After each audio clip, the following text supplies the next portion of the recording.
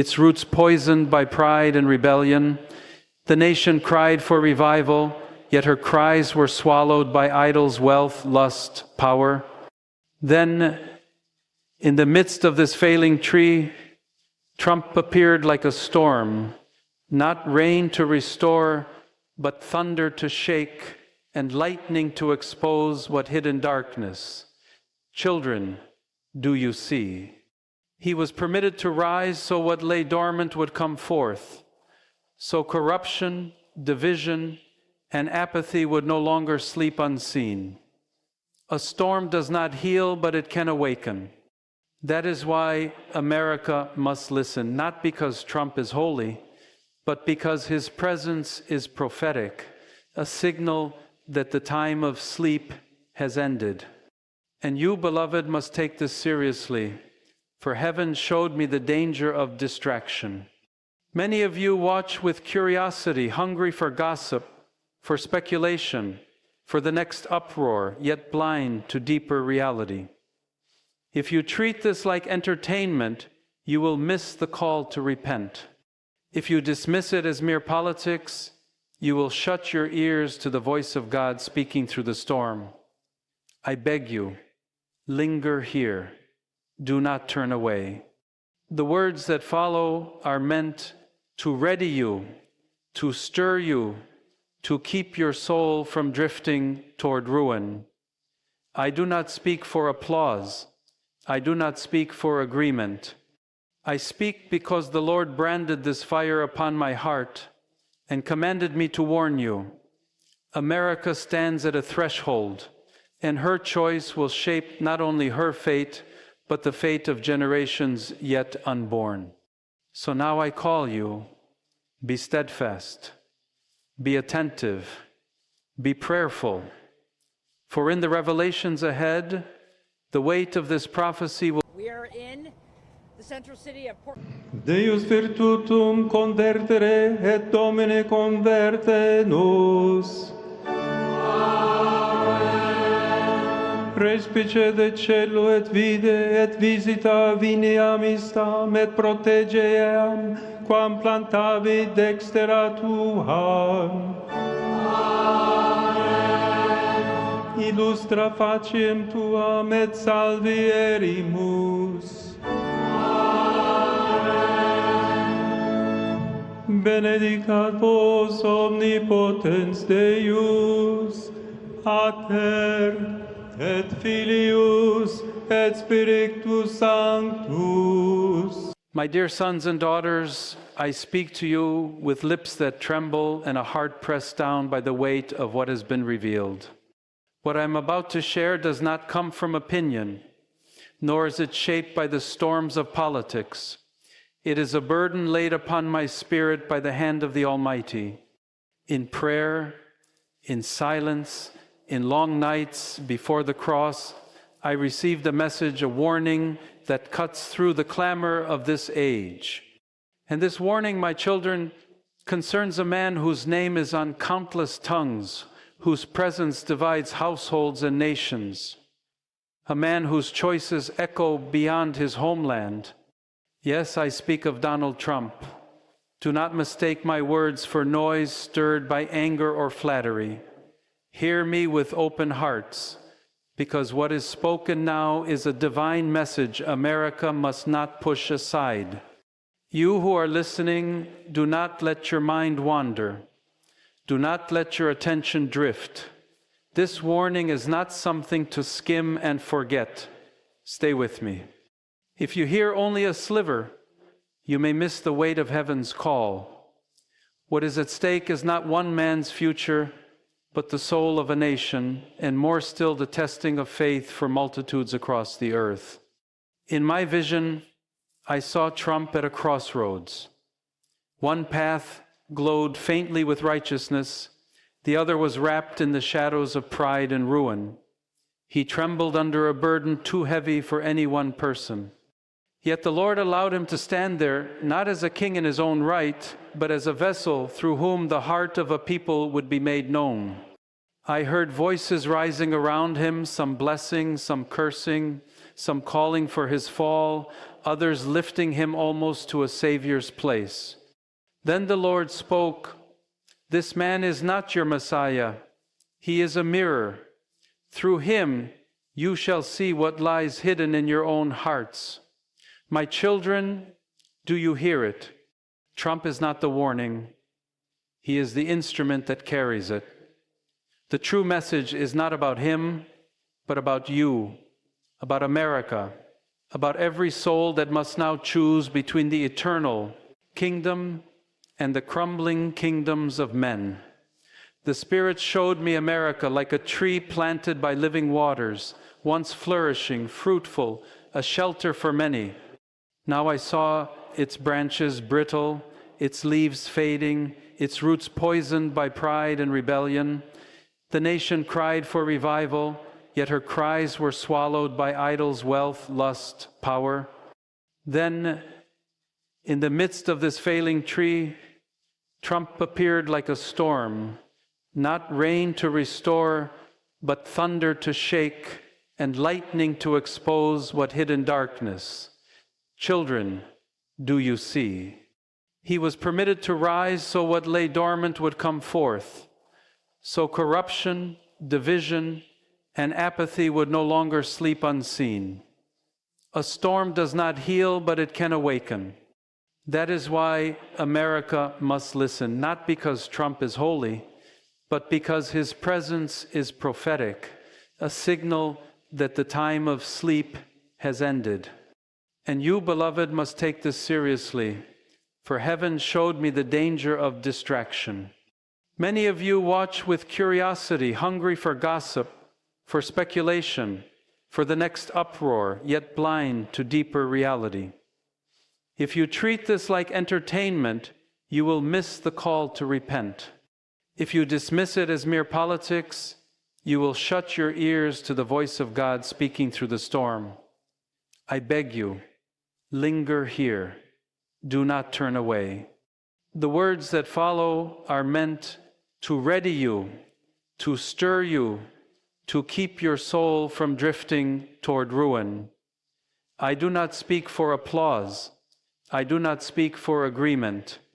I speak because the Lord branded this fire upon my heart and commanded me to warn you. America stands at a threshold, and her choice will shape not only her fate, but the fate of generations yet unborn. So now I call you, be steadfast, be attentive, be prayerful, for in the revelations ahead, the weight of this prophecy will grow heavier and the urgency sharper. If you cannot remain awake, you will miss the hour of your visitation. Do not let your eyes wander. Do not let your heart grow tired, for this message is not given to frighten you, but to rouse. For you to the truth, heaven cries out, repent, prepare, and discern, for the warning has sounded, and the time is short. My children, as I continue to open this revelation before you, I must speak of the second part that was shown to me. The vision did not end with a man set at a crossroads or a tree rattled by a storm. It deepened, and what I beheld filled me with awe and trembling. I saw Donald Trump not as a ruler upon a throne, nor as a victor crowned by applause, but as a figure bent under an unseen weight. Around him surged a crowd, cheers, curses, calls for justice, cries for revenge, yet over every human shout rose a quieter, heavier voice, the whisper of God, do you not see? He is a sign, a marker on the path of nations. If America heeds the sign, mercy remains within reach. If she rejects it, she steps into judgment. Do you hear the gravity in this, children? This is not about one man's career or electoral wins and losses. This concerns the soul of a nation that once held high the torch of faith and now wavers at the edge of shadow. Then I saw America as a great city glittering at night, lights alive, towers reaching upward, streets humming with movement until the lights began to flicker, the towers to crack, the streets to tremble. At the center stood Trump, holding a torch, but the flame sputtered, threatened by fierce winds from every side. And the Lord said, "This torch is not his, it belongs to the people. If they guard it, the flame will endure. If they despise it, the flame will go out." My heart sank with understanding. Trump was not sent to save America, but to expose her. He was set as a divider and as a test to show whether the people would turn to God or press on in defiance. Some clutch him as if he were salvation, others hate him as if he were doom. Both miss what is true. Salvation is not in any man, but in the Lord, who raises and casts down by his will. Then I saw assemblies of believers across the land, churches filled with prayerful fire in some places, heavy with apathy in others, and on many lips his name was spoken more often than the name of Jesus. It pierced me, for the Spirit whispered, "They have exalted the instrument above the maker. They have trusted in flesh instead of turning their hearts to me." Do you grasp the danger, beloved? The warning cuts deeper than politics. It exposes idolatry. To enthrone any figure, whether praised or despised, above the eternal is to be deceived. And the storm around Trump has disclosed this fault line. Who will cling to God alone, and who will be swept by the world's noise? In another scene, I saw a vast clock hung in the heavens, its hands pressing toward midnight. Every tick landed like a hammer, shaking the ground beneath me. And the Lord said, "Time is not endless. My mercy overflows, but it is not without limit." America stands in her final hours of decision. Will she repent, or will she harden her heart? Trump was not the clock or its keeper. He was like the sound of the ticking, loud, insistent, impossible to ignore, permitted to rouse a nation and remind her the hour is late, that these choices will decide whether she is spared or shaken. Children, the Lord has not abandoned America. He has allowed her to look into a mirror in this storm. The warning is sharp and the message plain: return to God, for no ruler, no policy, no power can deliver a people who despise the giver of life. Do not receive this as text on a screen or add it to a chorus of opinions. It is given because time runs short. You who hear me are called to pray not only for your nation and its leaders, but for your own heart. When judgment comes, neither party lines nor slogans will save you, but faith in Christ, repentance, and obedience to the eternal word. Therefore, remain with me and do not grow weary, for in the next unveiling I will show what lies beyond America's choice and how this warning delivered through Trump is in truth a warning to every soul that listens today. Children, as I move deeper into the revelation, my voice trembled beneath the weight of what was shown. For the vision was not only about Donald Trump as a man, nor about America as a nation of power, but about the unseen spiritual war raging beneath the surface. I saw a battlefield stretching farther than the eye could reach, yet it was not fought with weapons of men, no swords, no guns, no bombs. It was a war of spirits, with forces of light and darkness clashing over the soul of America. At the very center stood Trump, not as a warrior of his own might, but as one being pulled in two directions. One force urged him toward humility and the fear of God. The other lured him toward pride and ruin. Then the Spirit spoke. This is not his battle alone. It is the reflection of a greater war that touches every heart, every home, every church. I understood in that moment that the warning given to Trump was tied inseparably to the warning given to all of you. If he falls into pride and leans upon human strength, his fall will be swift. But if the people who watch him fail to see their own reflection in his trial, they too will be swallowed by the same darkness. I then saw America rising like a great eagle, its wings stretching across oceans, strong and proud in flight. Yet its feathers began to drop one by one, leaving it exposed and fragile. And on its back clung a rider, fighting to stay upright as the wings weakened. That rider was Trump, not steering the eagle, but carried by it, shouting words drowned by the roar of winds. Again the Lord said, "Do you see? He is not the master of this bird, but a passenger. The eagle survives not because of him, but because of whether the people cry out to me for mercy.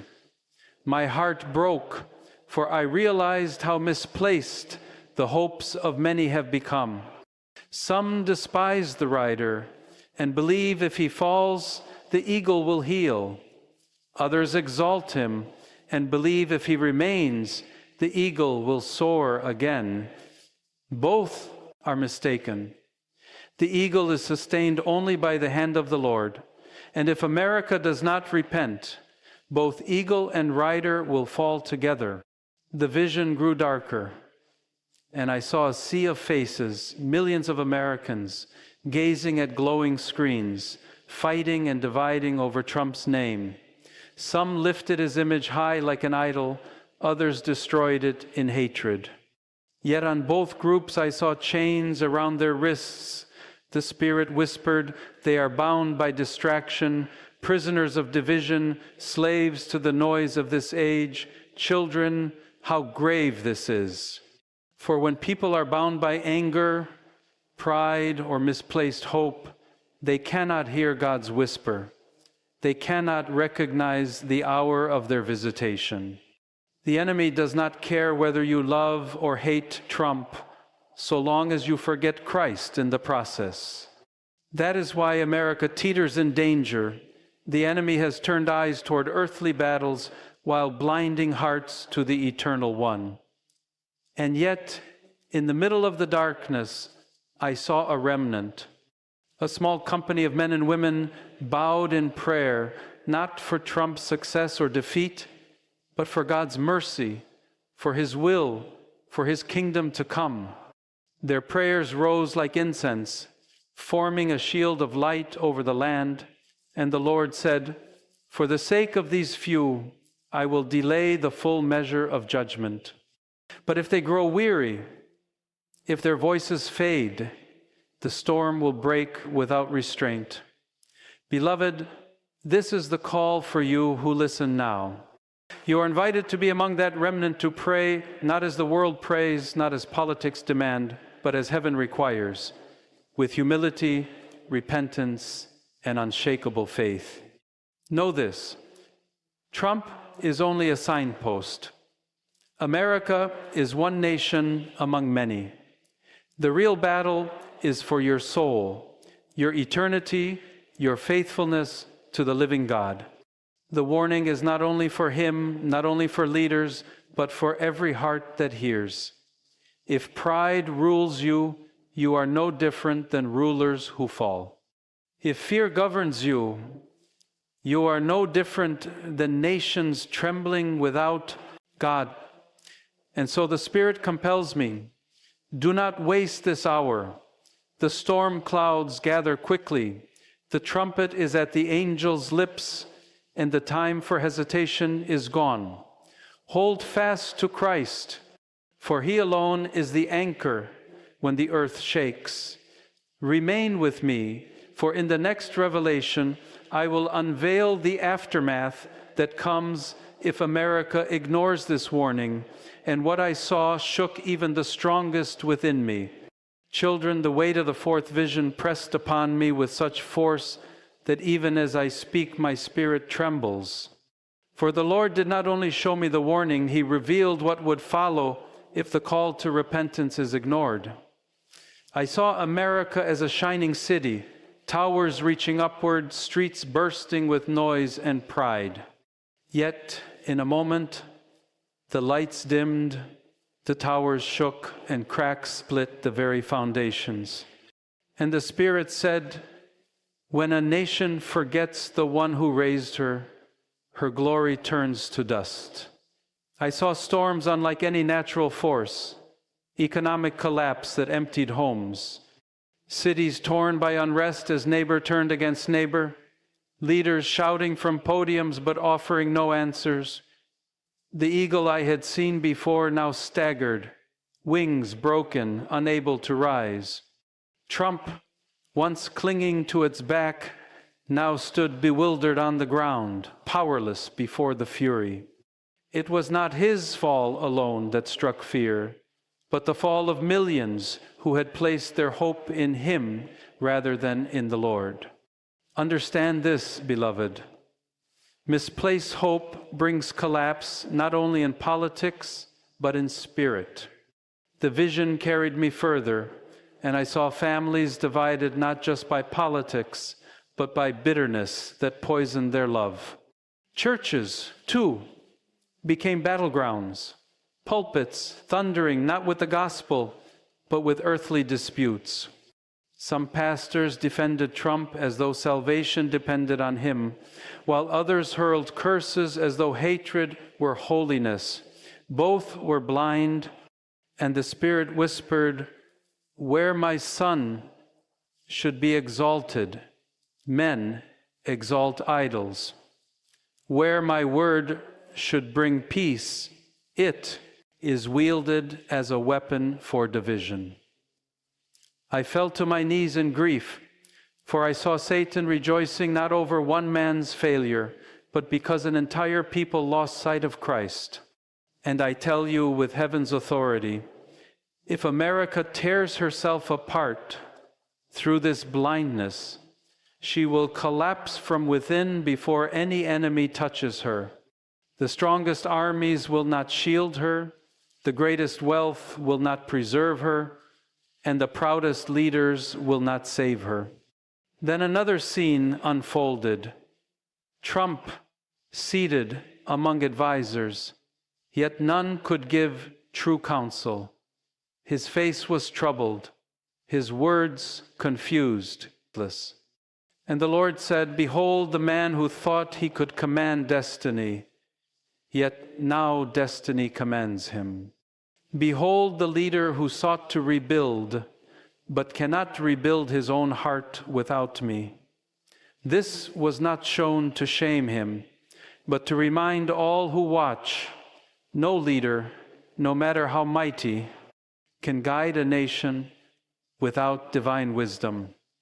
If Trump ignores this call, he will be broken. If America ignores this call, she will be shattered. And though mercy still lingers at the door will not stay open forever. The most terrifying part of this vision came with silence. Streets once alive were empty, voices of leaders faint, the once proud standing alone. I asked, "Lord, why this silence?"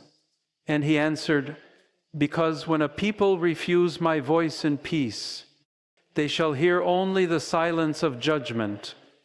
Then I saw flames rise in scattered places, fires not of revival, but of unrest, civil chaos, and fury unrestrained. Yet even there, light remained. I saw a remnant, men and women, who refused to join the hatred, who prayed with broken hearts, who lifted not Trump's name nor America's, but Christ's alone. Their prayers glowed like lanterns against the night. Children, listen well. The future is not fixed. This vision was not shown as destiny, but as warning. The Lord speaks clearly. If my people, called by my name, will humble themselves and pray, turn from their wickedness, I will hear from heaven, forgive their sins, and heal their land. The true question is not what Trump will do, nor what leaders will decide. The question is, what will you do? Will you cling to idols and watch them fall, or will you cling to Christ and see his light break through? Time is slipping like sand through the fingers of this nation, and soon the hourglass will empty. Children, do not delay. Do not take this warning lightly. For in the next vision, I will reveal what the Lord showed me of America's final chance, how one decision, one choice, will determine whether she sees revival or ruin. Children, the final vision I must share with you is the heaviest of all, carrying both the shadow of doom and the spark of hope. The Spirit pressed upon me that this is America's last chance she will not be warned again in this way. I saw a great clock suspended above the nation, its hands racing forward, not by ordinary time, but by the urgency of heaven's decree. Each tick thundered like a drum across the land, and I heard the words, "The hourglass empties." The season of decision is here. Then Trump appeared once more, not in glory, not in power, not surrounded by applause, but standing at a crossroads. One narrow path stretched before him, marked by a cross blazing with light. The wider road spread in every direction, lined with banners of pride, wealth, power, glittering with false promise. Trump's eyes wavered between the light and the glittering roads, torn, unsettled, unable to step forward. And the Lord whispered, "As with this man, so with this nation." Both stand at the crossroads, and both cannot delay forever. A choice must be made. I trembled and asked, "Lord, what if they choose wrongly?" The Spirit carried me into a vision of fire, not flames that comfort, but flames that consume. I saw cities burning, not by foreign bombs, but by the anger of their own people. Homes broken, children cursing parents, churches locked, not by outside persecution, but by division within. The land turned barren, rivers dried, wealth vanished, towers collapsed into rubble. The eagle that once soared over America lay still on the ground, wings charred, eyes closed. The Lord said, "If they choose, I will withdraw my hand, and their enemies will not need to strike, for they will destroy themselves." But then, in mercy, another vision came. I saw Trump on his knees in secret, not on stages of applause, but alone, weeping before God, whispering, "Not my will, but yours be done." I saw churches repenting not for politics, not for power, but for neglect of the gospel, for abandoning the poor, for letting pride creep into their hearts. I saw families reconciled, neighbors grasping hands instead of raising fists. Then the eagle rose again, feathers restored, shining brighter than before, soaring higher than in generations past. And the Spirit declared, "Heal their land. If they bow, I will lift them. If they cry out, I will answer." Children, do you see the weight of this final message? It is not about Trump alone, though he is a signpost. It is about you, your families, your churches, your nation. Revival or ruin, mercy or judgment, life or death. These choices rest not only in the hands of presidents and kings, but in the hearts of the people. Each prayer is a stone laid on the narrow path. Each act of humility is a step toward healing. Each surrender of pride unlocks heaven's blessing. Yet if the people mock the warning, cling to idols of power and wealth, the flames I saw will not delay. And so I speak with urgency, trembling, and love that burns for your souls. The choice is now. Do not wait for leaders to repent before you repent. Do not wait for nations to bow before you bow. Do not wait for Trump to seek the Lord before you seek him. For God looks not only to palaces and parliaments, but to living rooms, kitchens, churches, and fields where his children whisper his name in truth. The Spirit says, one remnant can save a nation, one prayer can move heaven, one choice can change history. America stands at the crossroads. The hourglass is nearly empty, and the Lord's voice thunders, choose this day whom you will serve. May you choose Christ, may you choose life, may you walk the path that leads not to ruin, but to eternal light. For this is the last chance, and when the clock strikes its final hour, there will be no turning back. So, ladies and gentlemen, join me in welcoming the 45th and 47th President of the United States, our Commander-in-Chief, Donald J. Trump.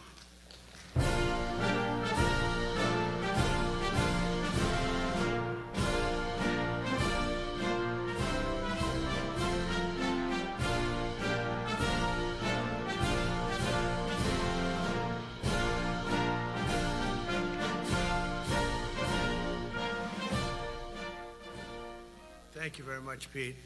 Great job you're doing, too. Fantastic job. I've never walked into a room so silent before. This is very... Oh, don't laugh. Don't laugh. You're not allowed to do that. You know what? Just have a good time. And if you want to applaud, you applaud. And if you want to do anything you want, you can do anything you want. And if you don't like what I'm saying, you can leave the room. Of course, there goes your rank. There goes your future. But you just feel nice and loose, okay? Because we're all on the same team. And I was told that, sir, you won't hear a murmur in the room. I said, we got to loosen these guys up a little bit. So you just have a good time. But I want to thank Secretary Hegseth and General Kane, General Raising Kane for a reason, they call him that. When I heard his name, I said, you're the guy I'm looking for. The Joint Chiefs of Staff and so many others in this room who together represent the greatest and most elite fighting force in the history of the world, the United States military. We're very proud of our military. I rebuilt the military during my first term. It's one of the greatest achievements. We had the greatest economy in history, and I built the military. Those are the two things I say more than anything else. And I also kept us safe at the borders. We had very good borders. We didn't have people coming in from jails and prisons and everything like took place over the last 4 years. They'll never forget what happened to this country over the last 4 years with the incompetence. There could be no higher honor than to serve as your commander-in-chief. It is a great honor. I look at you, you're just incredible people. Central casting, I might add. To each and every one of you, I thank you for your unwavering devotion to the armed forces and to the country that we've all sworn a sacred oath to defend. We all have that oath, every one of us. I'm thrilled to be here this morning to address the senior leadership of what is once again known around the world as the Department of War. I know Pete spoke about it. He gave a great speech, I thought. Great speech. I don't want him to get so good. I hate that. You know? No, I hate it. I almost fired him. I said, you can't, I don't want to go on after that. No, he gave a great speech, but he talked about Department of War. We were sitting there. I said, didn't it used to be called the Department of War? And he goes, yes, sir. They changed it like in the early 50s. So we won the First World War. We won the Second World War. We won everything in between and everything before that. We only won. And then we went, in a way, woke. That was probably the first sign of wokeness. And we changed it to defense instead of war. And I said, what do you think? How do you think if we changed it back? Would that be a nice idea? And Pete loved it immediately. Some people thought about it. You know, they gave it a little thought. But in the end, We did it. And I have to be honest, it's so popular. I thought it would be met with fury on the left, but they're sort of giving up, I must be honest with you. They've had it. They've had it with Trump. They've been after me for so many years now. Here we are. Here we are. Come to the White House anytime you'd like. No, they've given up. They're bad, a lot of bad people. But all over, it's been so popular. It's been very popular. I really thought that we were going to have to sort of fight it through. There's been no fight. There's been no fight. Like what I called the Gulf of America, the Gulf of America, because to me it was always the Gulf of America. I could never understand. We have 92% of the frontage. And for years, actually 350 years, they were there before us. It was called the Gulf of Mexico. I just had this idea. I'm looking at a map. I'm saying, we have most of the frontage. Why is it Gulf of Mexico? Why isn't it the Gulf of America? And I made the change, and it went smoothly. I mean, we had a couple of fake news outlets that refused to make the change. And then one of them, AP, took us to court, and we won. And the judge, who was a somewhat liberal judge, said, the name is the Gulf of America, because AP refused to call it the Gulf of America. They wrote, they're not a good outfit, by the way. They call it the Gulf of Mexico. I said, no, the Gulf of America is the name.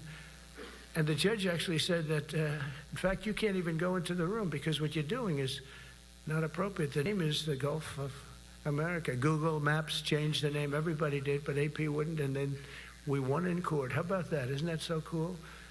The Secretary Hegseth beautifully described the name change reflects far more than the shift in branding. It's really a historic reassertion of our purpose and our identity and our pride. That's when we go with the word war.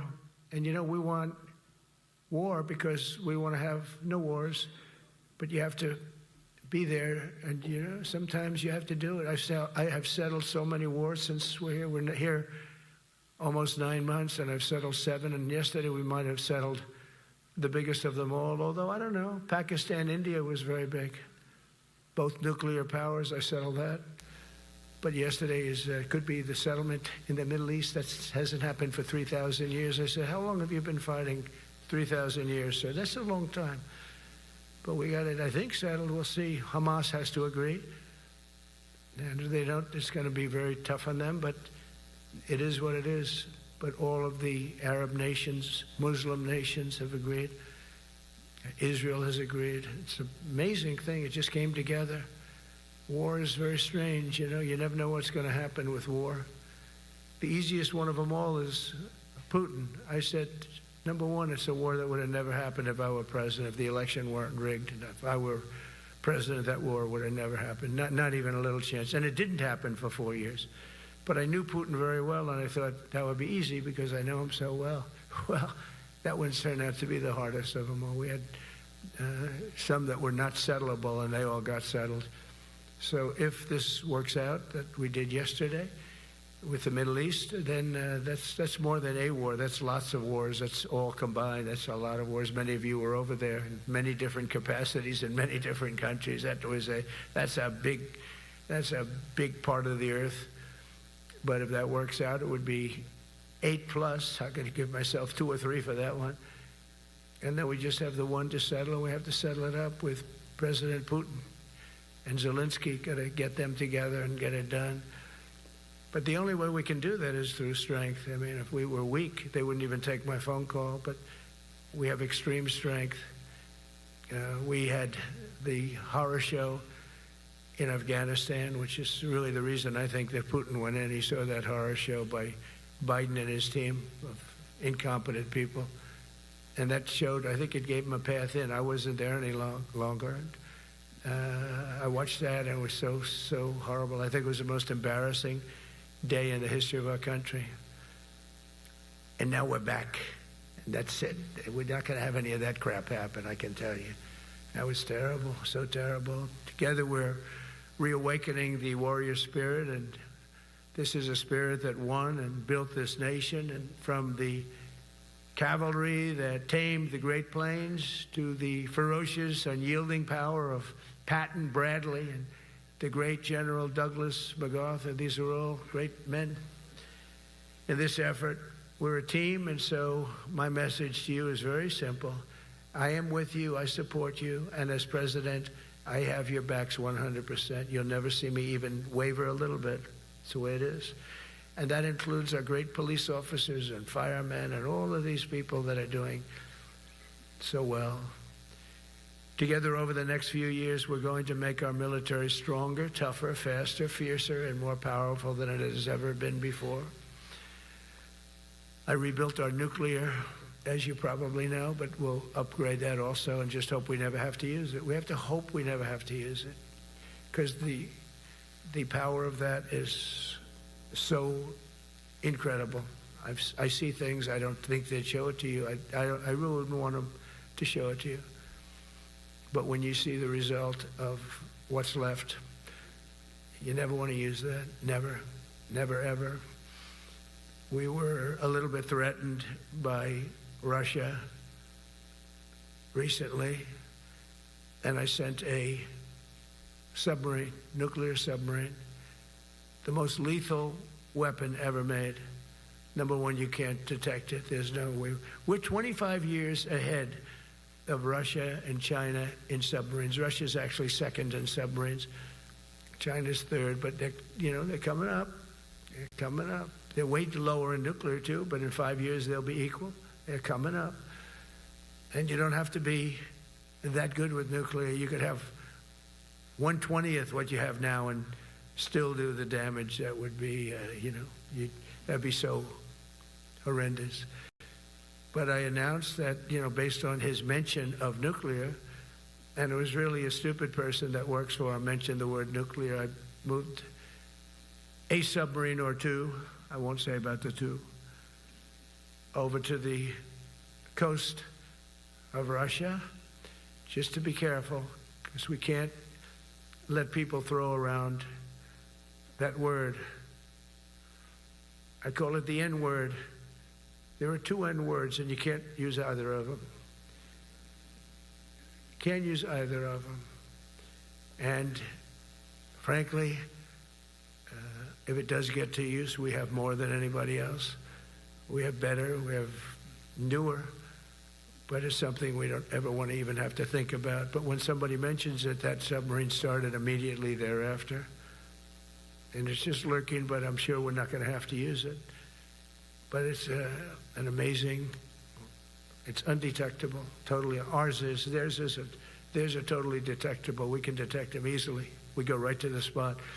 But we have genius apparatus that doesn't allow detection. It doesn't allow detection at all by anybody above water or below water. It's incredible. We're way ahead of everybody in that and other things. As a result of the exciting renewal of the spirit of our armed forces, and that's what it is. It's really reaching that spirit, unprecedented heights. Over the past 8 months, new enlistments, I'm so proud of this, have surged to record highs, the highest we've ever had. And we used to have recruiting shortages. If you remember, about a year and a half ago, I was at the beginning stage of a campaign, and things came out that you couldn't get people to join the armed forces. And by the way, the police also. Fire department. I always put the fire department in because they're great. They're great. And I got 95% of their vote, too. That helps. When you get 95% of their vote, you always have to mention them. But they're great. And they're brave in our inner cities, which we're going to be talking about, because it's a big part of war now. It's a big part of war. But the firemen go up in ladders, and you have people shooting at them while they're up in ladders. I don't even know if anybody heard that. And I said, don't talk about it much, but I think you have to. Our firemen are incredible. They're up in one of these ladders that goes way up to the sky, rescuing people, and you have animals shooting at them, shooting bullets at firemen that are way up in death territory. You fall off that ladder, it's over. It's over. They don't even have to inspect you when you hit the ground. And you have people shooting bullets at them in some of these inner cities. We're not going to let that happen. So I always mention the firemen because that's actually a big problem we have. They are unbelievable. Like you, they're unbelievable people. For the first time on record in 2025, the Navy, Air Force, and Space Force all met or surpassed their recruiting goals 3 months early. That never happened before. And the Army did even better. Congratulations, Army. They met everything. And these were the highest standards because the Sleepy Joe Biden era. And the Army did it 4 months early. And you remember, a year and a half ago, they said the big stories that we're way behind with the Army, Air Force, the Navy, the Marines. We're way behind, Coast Guard. And even Space Force. I love Space Force because that was my creation. You know, when you create something, I love it. And the people we put in there were good. I got that right. We put in great people initially, and we've really dominated. We really dominate in that sphere now. We're way behind China and Russia, and now we dominate. Space Force turned out to be a very important thing. I said from the beginning, you know, when Biden came into office, he wanted to terminate it. He said, and this thing called Space Force, so we could get rid of that. And he got hammered by the people in this room for even suggesting it, because it's very important, one of the most important. And as time goes by, it'll get more and more important.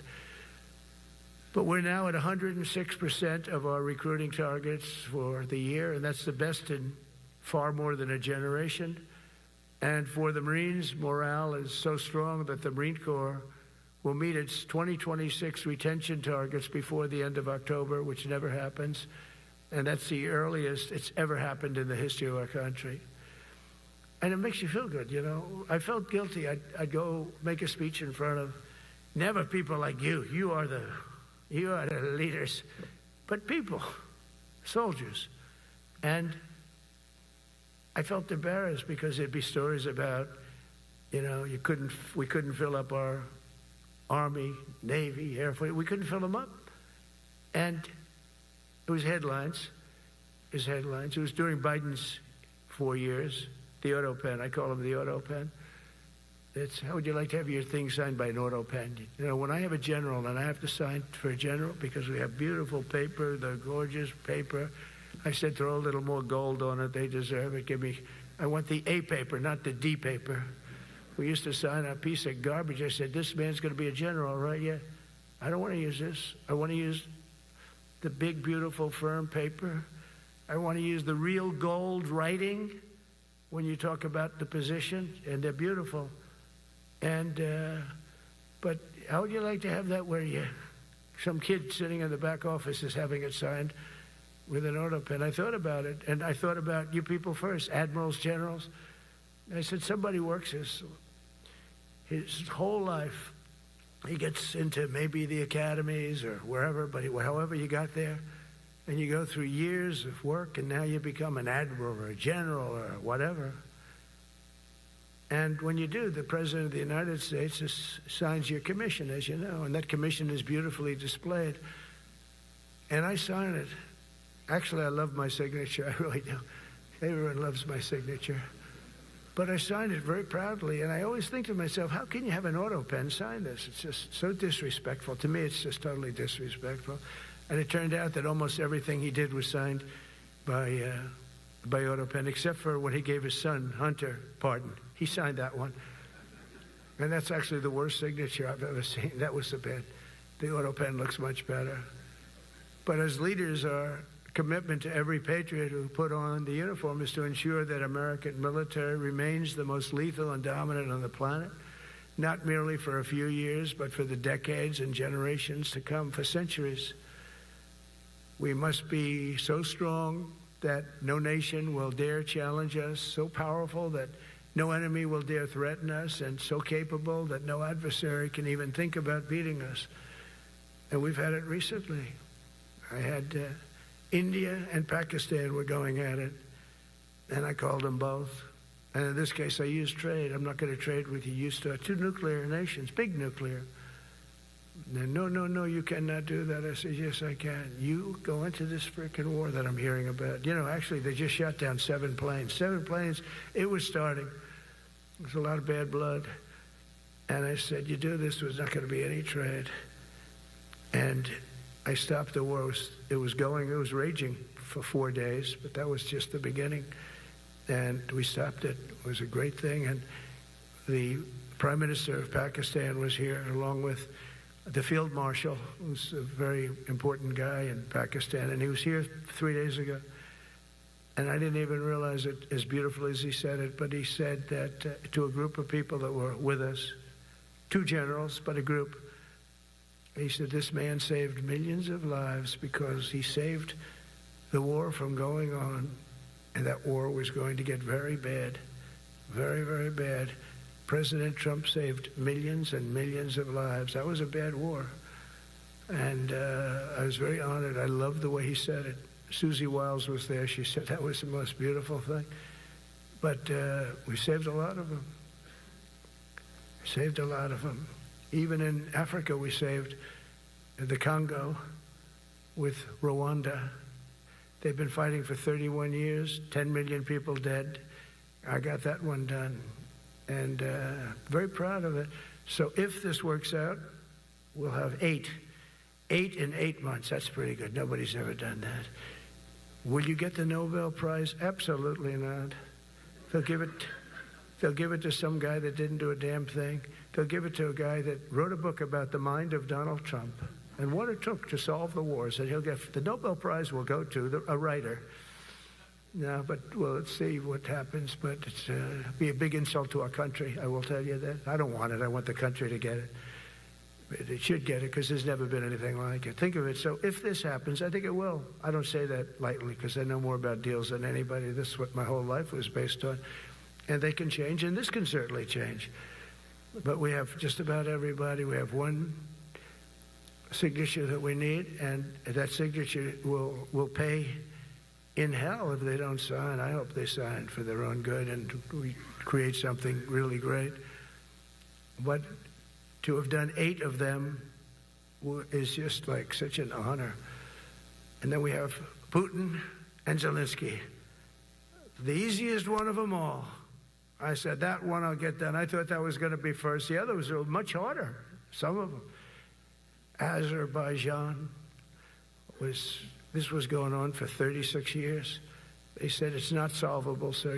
Don't do it. I said, I will do it. I will do it. And I got on the phone with the 2 countries. They were great. They were great. I knew immediately. I knew as soon as I started talking to them, we're going to solve that war. We did. Now they're so happy. Now they're friends. One said he's been president for 32 years, 22 years. He said, for 22 years, I did nothing but kill his people. They were in the room together at the Oval Office. And they started off spread like this. I have the beautiful Resolute desk. And one was here, and one was here. You couldn't get further away. That's the furthest I've ever seen 2 people in front of me.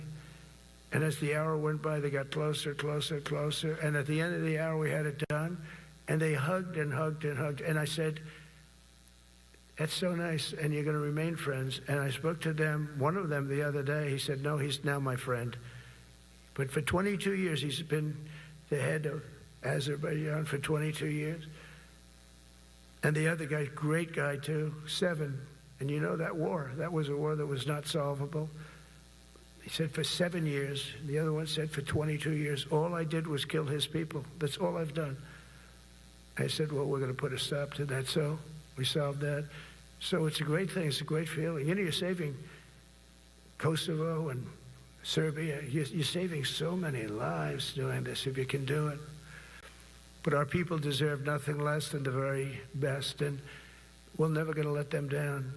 And if we can solve wars instead of you having to fight wars, wouldn't that be wonderful, right? Wouldn't that be wonderful? That's why one of the first executive orders I signed upon taking office was to restore the principle of merit. That's the most important word. Other than the word tariff. I love tariffs. Most beautiful word. But I'm not allowed to say that anymore. I said tariff is my favorite word. I love the word tariff. We're becoming rich as hell. We have a big case in front of the Supreme Court, but I can't imagine. Because this is what other nations have done to us. And we have, great legal grounds. But you still have a case. It would be very bad if something happened. But I said, my favorite word in the English dictionary is the word tariff. And people thought that was strange. And the fake news came over and they really hit me hard on it. They said, what about love? What about religion? What about God? What about wife, family? I got killed when I said tariff is my favorite word. So I changed it. It's now my 5th favorite word. And I'm okay with that. I'm okay with that. But they hit me hard. But it is. I mean, when you look at, we've taken in trillions of dollars. We're rich again. And there'll never be, when we finish this out, there'll never be any wealth like what we have. Other countries were taking advantage of us for years and years. You know that better than anybody. And now we're treating them fairly. But the money coming in is, we've never seen anything like it. The other day they had $31 billion that they found, $31 billion. So we found $31 billion and we're not sure from where it came. A gentleman came in, a financial guy. I said, well, what does that mean? He said, we don't know where it came. I said, check the tariff shelf. No, sir, the tariffs haven't started in that sector yet. I said, yes, they have. They started 7 weeks ago. Check it. Comes back 20 minutes later. Sir, you're right. It came from tariffs. $31 billion. That's enough to buy a lot of battleships, Admiral, to use an old term. I think we should maybe start thinking about battleships, by the way. You know, we have a Secretary of the Navy came to me, because I look at the Iowa out in California, and I look at different ships and the old pictures. I used to watch Victory at Sea. I love Victory at Sea. Look at these admirals. It's got to be your all-time in black and white. And I look at those ships. They came with the destroyers alongside of them, and man, nothing was going to stop. They were 20 deep, and they were in a straight line, and there was nothing going to stop them. And we actually talk about, you know, those ships. Some people would say, no, that's old technology. I don't know. I don't think it's old technology when you look at those guns. But it's something we're actually considering, the concept of battleship. Nice 6-inch sides, solid steel, not aluminum. Aluminum that melts if it looks at a missile coming at it. Starts melting as the missile's about 2 miles away. Now, those ships, they don't make them that way anymore. But you look at it, and your secretary likes it, and I'm sort of open to it.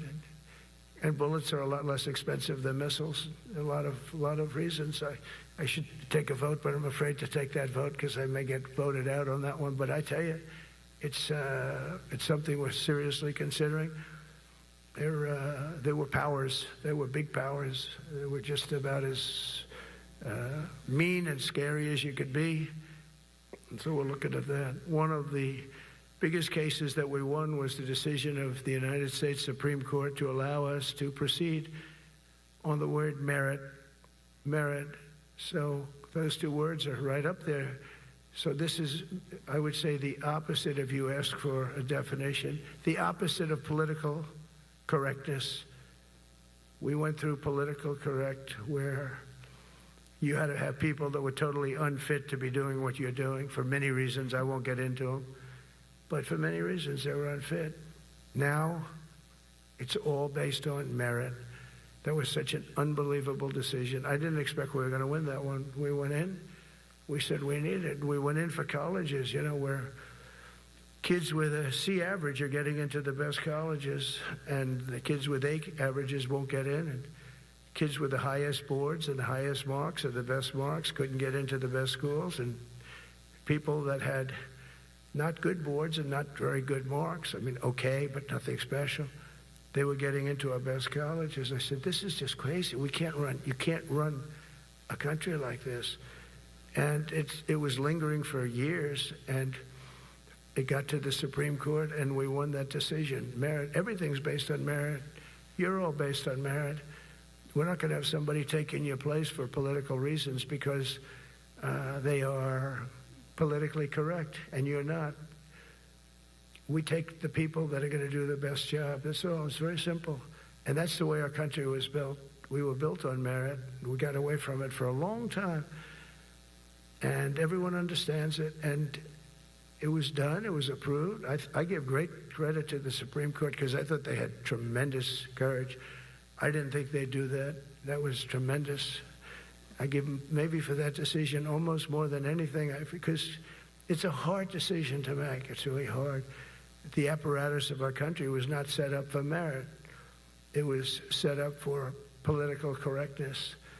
And you can never be great if you're going to do that. And we're going to be greater than we ever were before.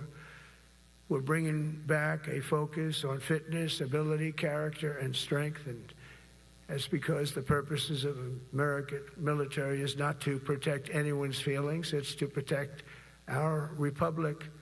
And it's the republic that we dearly love. It's to protect our country.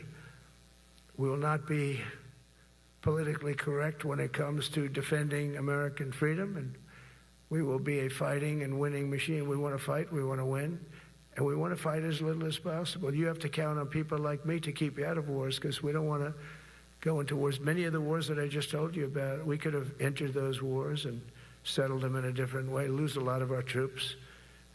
And we could have settled them, I guess, differently. Maybe not, actually.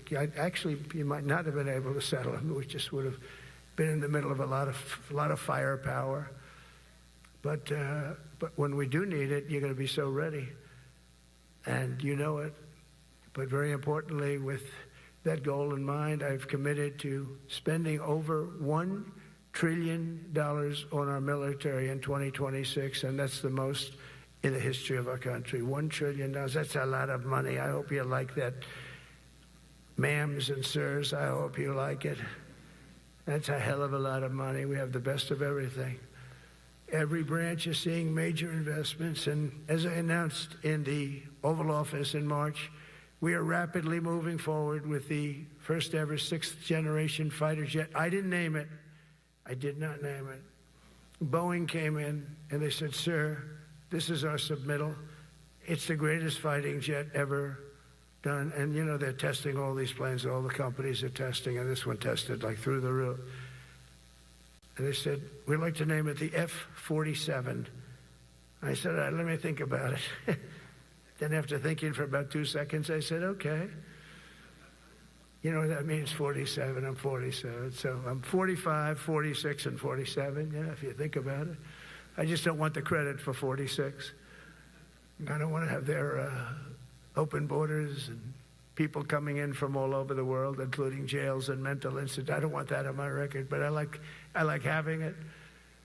We're investing tens of billions of dollars in modernizing our nuclear deterrence capabilities like never before. And we've begun construction on what we call the Golden Dome missile defense shield. It'll be the most sophisticated in the world. You watched it do well until they had some problems at the end with a little bit of a lack of ammunition, defensive ammunition, but they've got that taken care of. But I tell you, it's what we're doing is so good, and we deserve it. You know, we help other countries with it. We don't have it ourselves. And Canada called me a couple of weeks ago. They want to be part of it.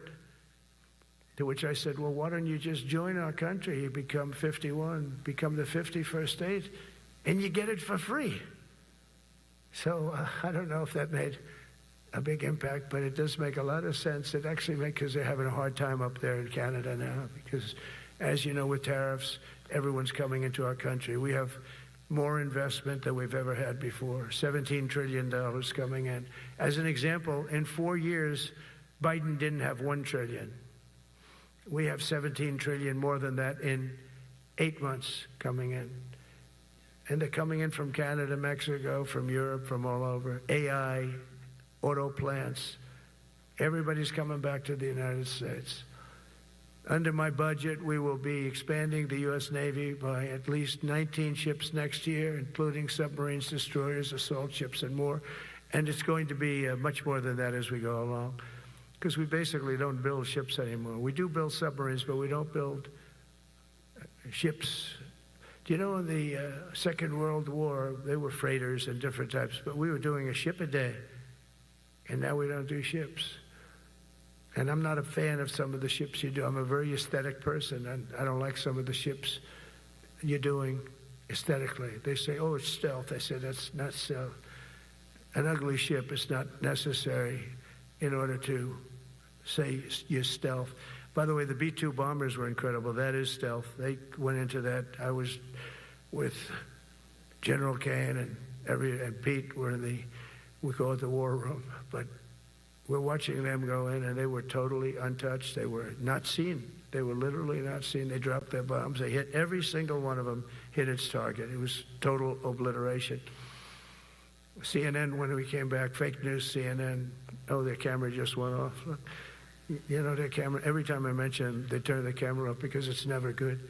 They say, this is a problem. But I don't blame them. You're better off keeping it off. But they have some scammer reporter who started saying, without any knowledge, said, he may not have hit the targets as well as they thought. It may not have been obliteration. He did hit the targets, and I got to give us a little credit, right? It was obliteration, it turned out. The Atomic Energy Commission said it was obliteration. They had, not only did they hit the target, they had these chutes. And think of this here. Way up in the sky, there was no moon. It was dead dark. You couldn't see a thing. You couldn't see them. But they had, I guess, a beam going right into these chutes. Every single one of those bombs went right down those chutes into a granite mountain. I think it's the last time they're going to build air chutes. They had these air chutes that were nice, beautiful. They were meant for us. But it was total obliteration. And now they give us credit for that. But these people were phenomenal. I tell you, for the Air Force people here, you can be very proud. That B-2, we just ordered a lot of new ones and updated ones, but I'd take the other ones. Let me tell you, they couldn't have worked any better. So they flew for 37 hours total, back and forth, no stops, no nothing. We had 52 tankers loading them up. And that's a job I wouldn't necessarily want too much, flying a tanker loaded up with hundreds of thousands of gallons of fuel. I don't know if I'd do that job. I asked the question, what happens if it gets hit? Sir, you don't want to know about that, right? I don't want to know about that. But those guys, they just hear us. They're incredible. I had them all to the Oval Office. We had the B-2 pilots and a lot of the people, even the people that took care of them, the maintenance people, just as important. We had them all to the White House, gave them a big party on the lawn, brought some of them into the Oval Office. But on top of all this, we'll deliver a hard-earned pay raise of 3.8% to every soldier, sailor, airman, Coast Guardsman, Space Guardman, and Marine, something you weren't getting from the past administration. They did not treat you with respect. They're Democrats. They never do. Not only are we rebuilding our great strength, but for the first time in years, my administration is actually using that strength to defend the core and vital interests of America. And very simply, we are putting America first. And I have since I've been elected. I've always put America first. It's sort of simple, you know, when you think. My campaign was run on common sense, and we did great. We got the highest numbers ever received in terms of districts. You know, they have it broken up, 2,500 versus 525. We won every swing state.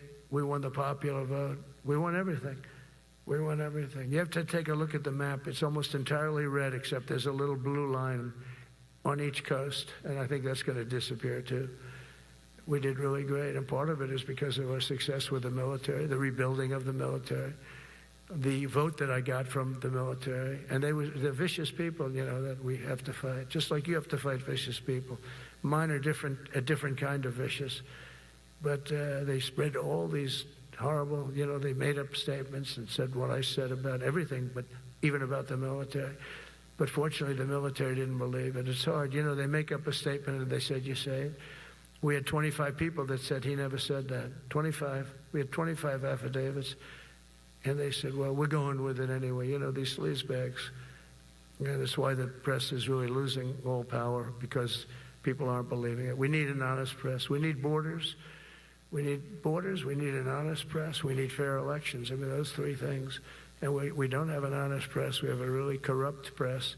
But we fight through the corrupt press. And the people understand you have to do this stuff a lot. You have to go on television a lot, because you can't get a fair shake if you're going to rely on somebody else. They don't understand. They've destroyed the image of media. Now is at the lowest point it's ever been. It's lower than Congress. Can you believe that? It's something. But together with many of you in the room, we've brought back the fundamental principle that defending the homeland is the military's first and most important priority. That's what it is.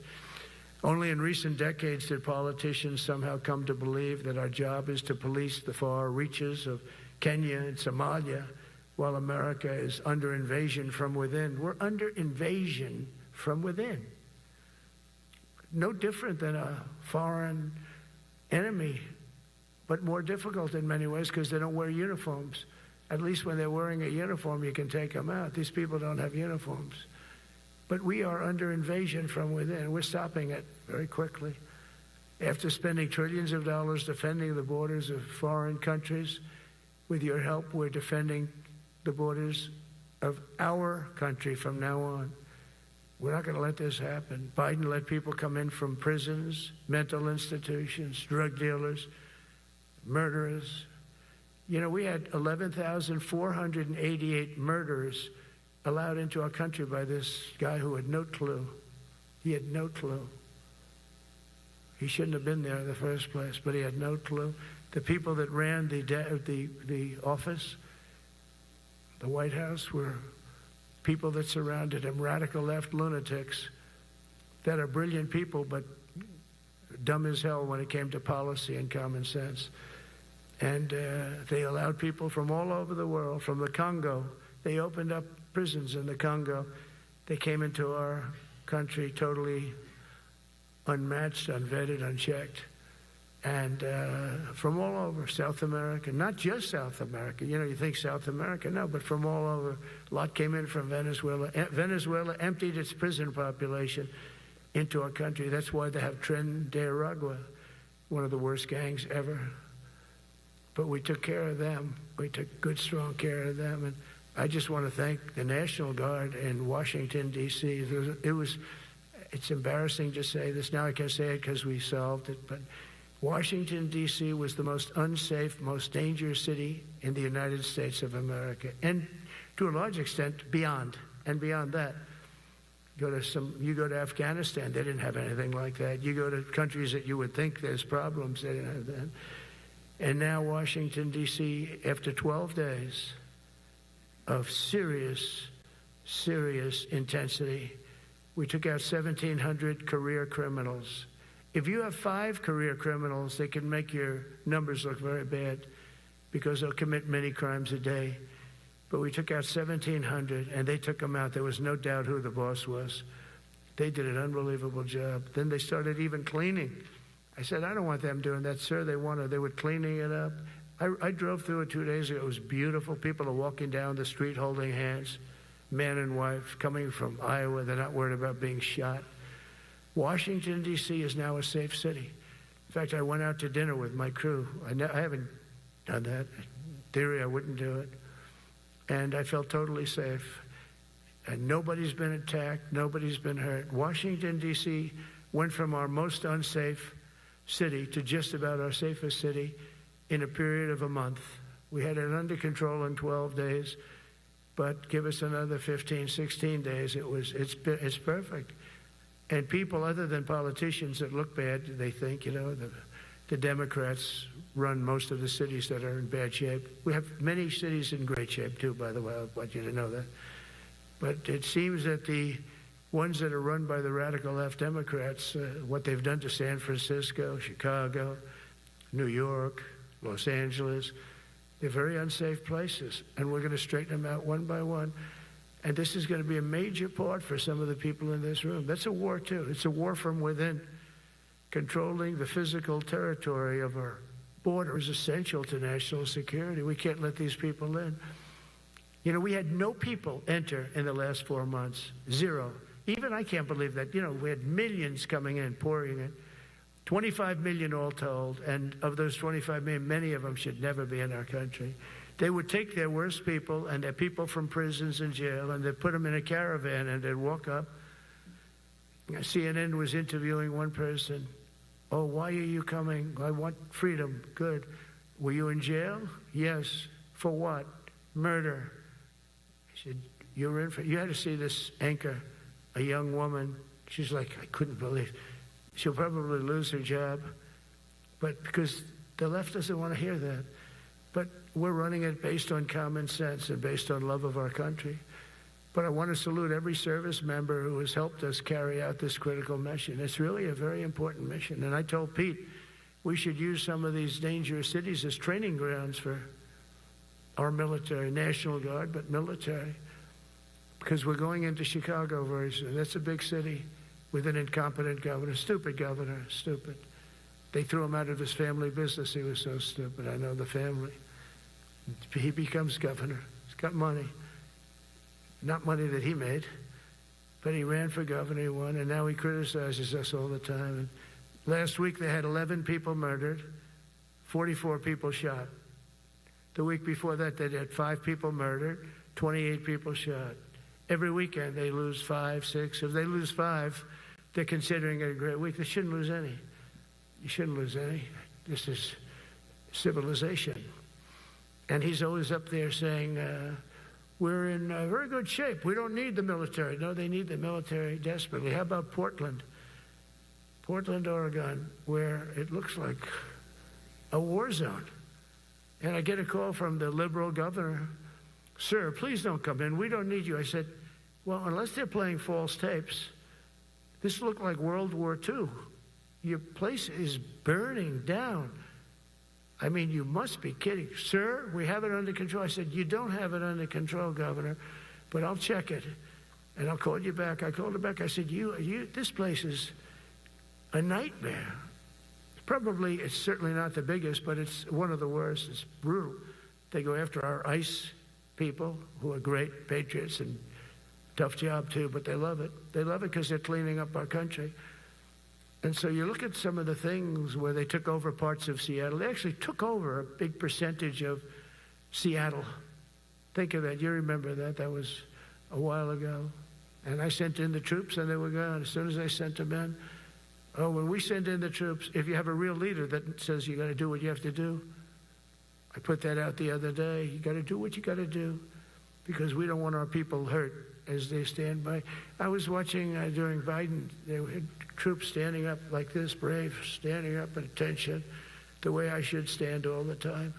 And I'm like this, and people are standing, and their mouth is this far away from their mouth, and they're spitting at them, and they're screaming at them.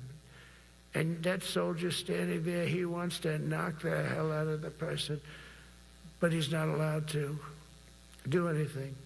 So they just stand there and they get abused. And a woman was this far away from his face, and she starts spitting in his face, and he's not allowed to do anything. If it's okay with you, generals and admirals, I've taken that off. I say, they spit, we hit. Is that okay? I think so. They spit, it's a new thing. They spit, we hit. How about the cars, where the cars are coming out? They get brand new cars, Border Patrol, ICE, beautiful, nice new cars. And they're driving along, and they have to go through a gauntlet of rocks being thrown at the car. So here's this beautiful brand new car. By the time it goes 100 yards, it's destroyed. These guys have pretty good arms, some of them. And they're throwing bricks at full force into the window and into the car. It looks like it's a war zone. And I said, never let that happen again. From now on, if that ever happens, and I say it here, you get out of that car and you can do whatever the hell you want to do. Because those people are you can die from that. Those bricks go through the windows. You can die. They'd like it to. They'd like it to go through the window. But this was a couple of months ago. They just kept driving, and bricks are hitting the car. And I said, why aren't they stopping? Because they were under orders from the past administration, never stop. But that's different with us. We stop. And since I gave that order, we haven't had that problem. It's very interesting. It's amazing. It's just like in Venezuela. You've seen the boats going. We can't find any more boats. They're carrying drugs, massive. Every boat kills about 25,000 people. That's what they have. They had fentanyl mostly and a lot of other drugs. And we take them out, and we've taken out 4. And it's on air. Everybody gets to see it. Not that we like to do that, but every boat kills 25,000 on average. 20. Some people say more. You see these boats just stacked up with bags of white powder. That's mostly fentanyl and other drugs too. And now we have a problem. General Kane says, sir, there are no boats out there. Not even fishing boats. They don't want to go fishing. I don't blame them.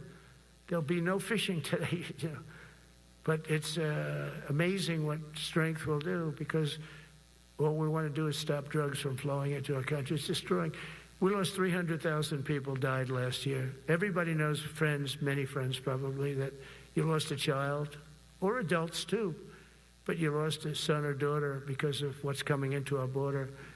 And we're making it very hard. Oh, and we haven't even started yet. Last month I signed an executive order to provide training for quick reaction force that can help quell civil disturbances. And this is going to be a big thing for the people in this room because it's the enemy from within, and we have to handle it before it gets out of control. It won't get out of control. Once you're involved at all, they all joke. They say, oh, this is not good. You saw it in Washington. We had gangs of Tren de Aragua with 10, 12, 15 kids, and these military guys walk up to them, and they treat them with disrespect, and they just got pounded. They just got pounded.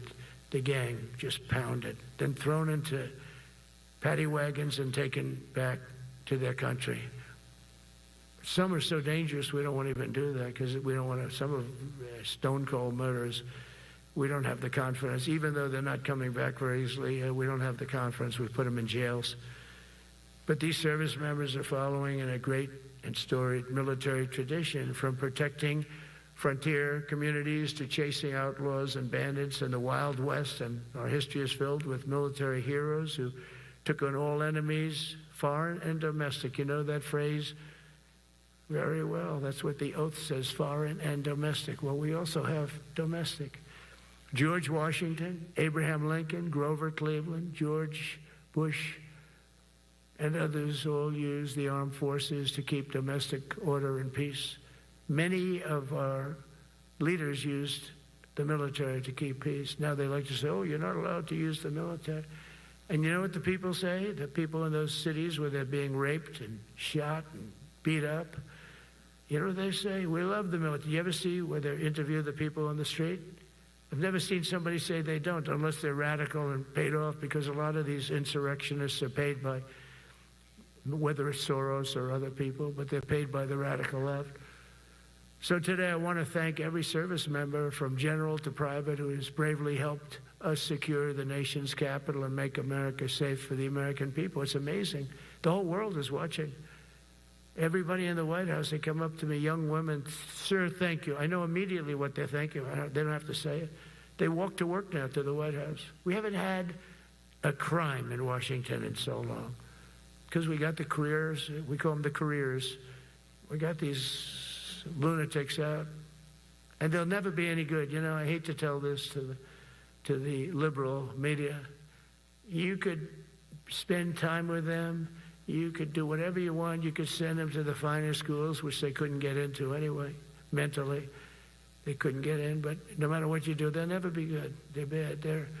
They're career criminals. I don't know. Maybe they were born that way.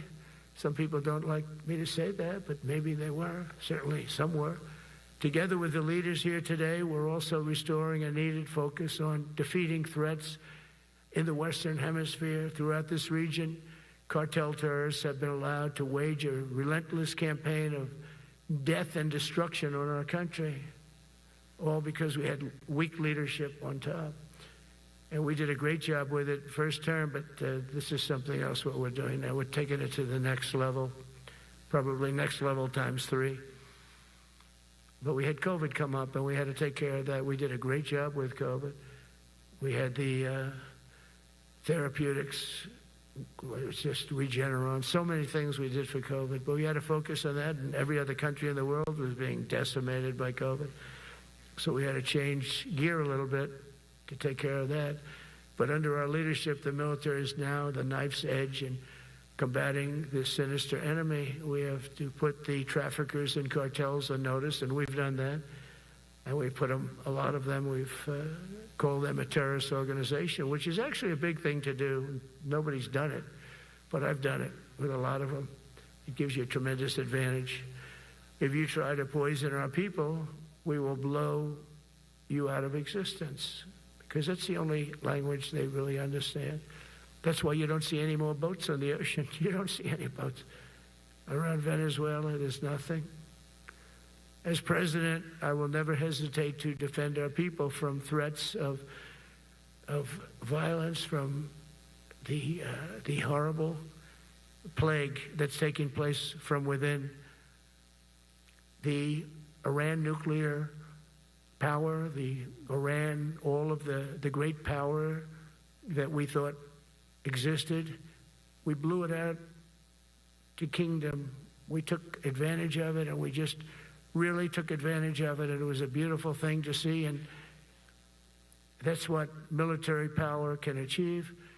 That's why I chose Raising Cane. He's fantastic, by the way. I hope you all agree. If anybody disagrees, could I please have your hand? Who disappears that Raising Cane is no good? Just raise your hand. I don't see any hands raised. All right. That means you're okay. That means that he's okay now, but I saw his results. You know, he took out ISIS. I was told it was going to take 4 years. It took 4 weeks. I went to see him, and he took him out in 4 weeks, knocked him out, knocked him to hell. And I was told by military people it was going to take 4 to 5 years to do it. And I don't even know if we'll have it then, sir. These were the Washington generals. I call them the television generals. But Raising Cane did it in 4 weeks, took out 100% of the ISIS caliphate. As a result of these actions and many others since my inauguration, we're witnessing the triumphant return of peace through strength. We have great peace through strength. America is respected again as a country. We were not respected with Biden. They looked at him falling downstairs every day. Every day the guy's falling downstairs. He said, it's not our president. We can't have it. I'm very careful, you know, when I walk downstairs, like I'm on stairs, like these stairs, I walk very slowly. Nobody has to set a record. Just try not to fall, because it doesn't work out well. A few of our presidents have fallen, and it became a part of their legacy. We don't want that. You walk nice and easy. You don't have to set any record. Be cool. Be cool when you walk down, but don't bop down the stairs. So one thing with Obama, I had zero respect for him as a president, but he would bop down those stairs. I've never said, da-da-da-da-da-da, pop, pop, pop. He'd go down the stairs, wouldn't hold on. I said, it's great. I don't want to do it. I guess I could do it. But eventually, bad things are going to happen, and it only takes once. But he did a lousy job as president. A year ago, we were a dead country. We were dead. This country was going to hell. We were dead in every way, from immigration to military. We didn't have the weapons. We were given everything to Ukraine. We had nothing.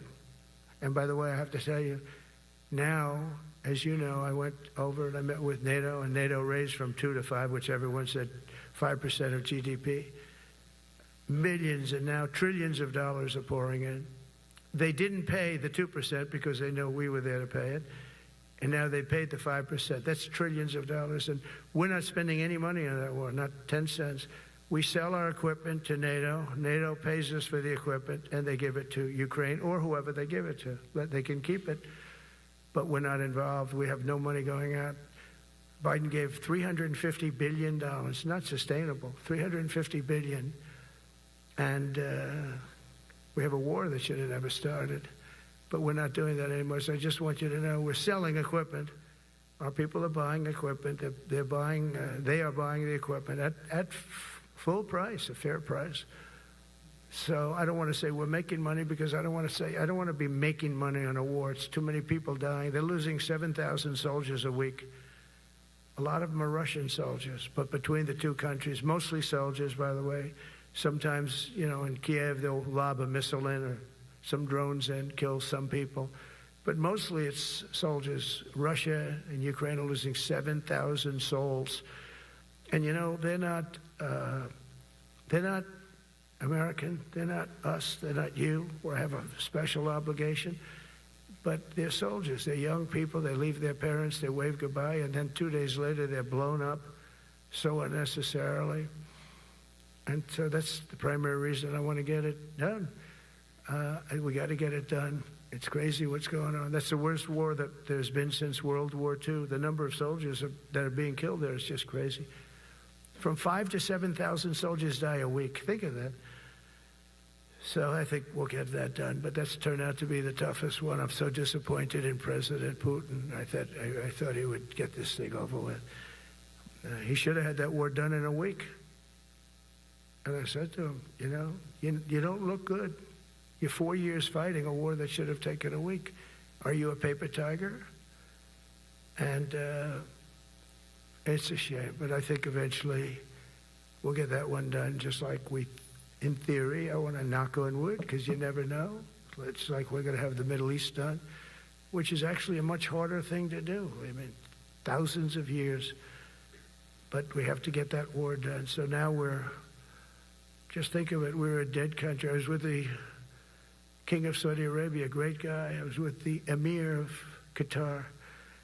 I was with the great leadership of UAE. I was over there. We brought back $2 trillion and more.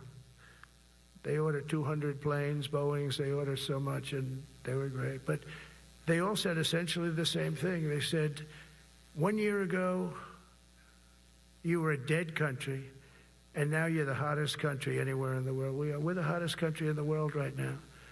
The absolute hottest country in the world. There's nobody even close. Putin said that to me.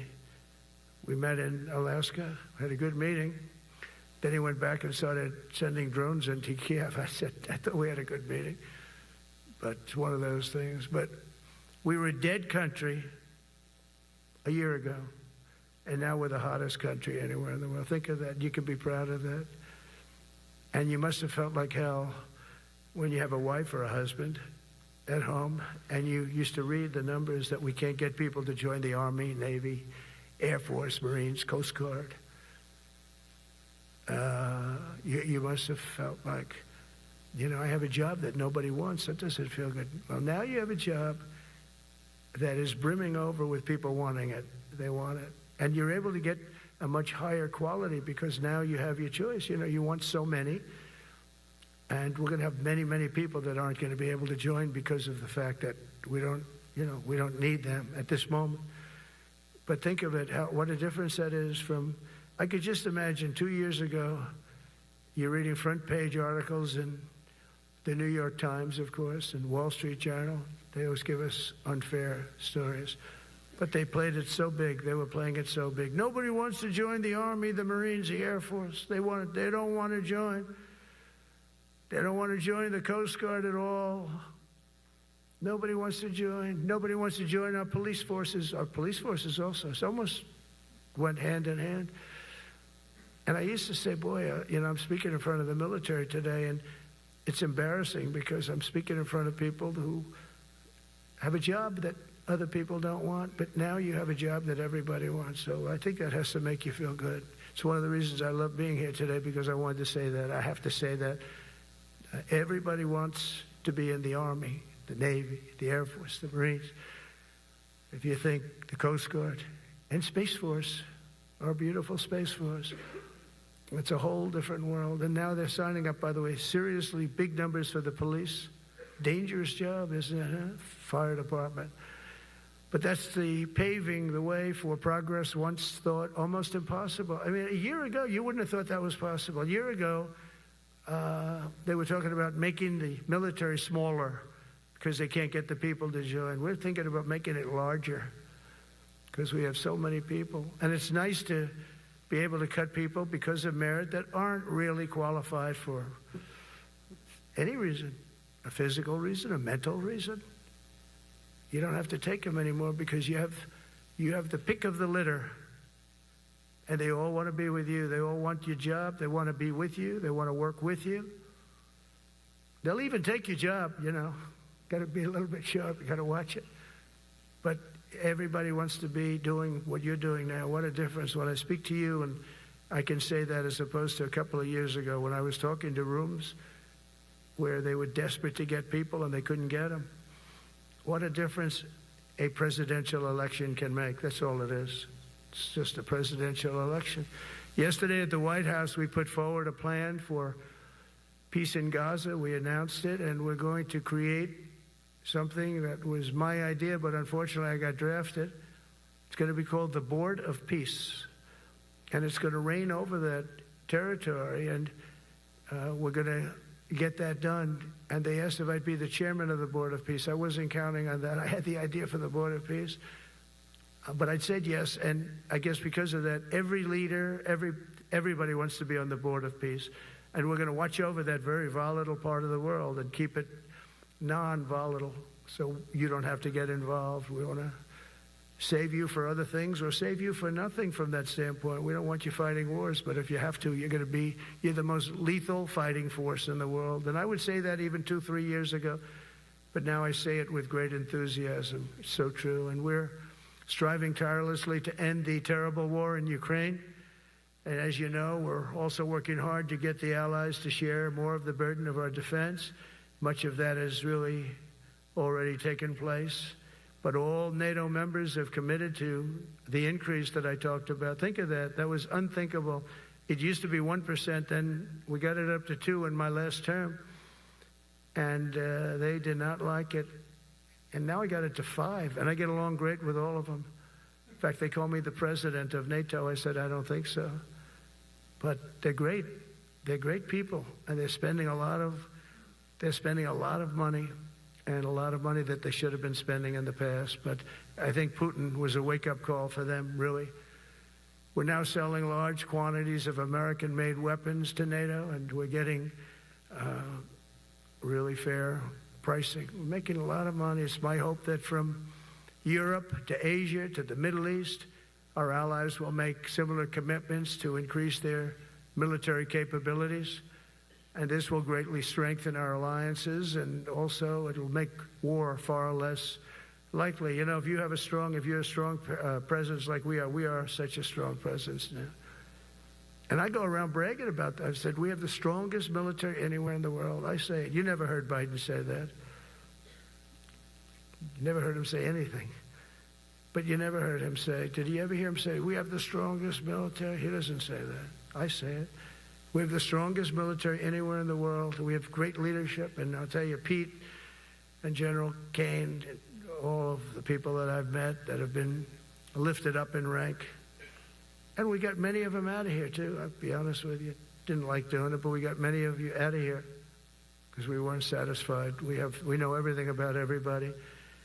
It'll also help the United States rapidly rebuild our defense industrial base. Each of you can play an important part in getting allies to do their part. So to that end, Secretary Hegseth will soon be announcing major reforms to streamline military acquisitions and expedite foreign military sales. We have tremendous numbers of countries that want to buy our equipment, and, you know, in many cases it takes too long. They're backlogged. We're backlogged on all the equipment, which is something that's new to us a little bit.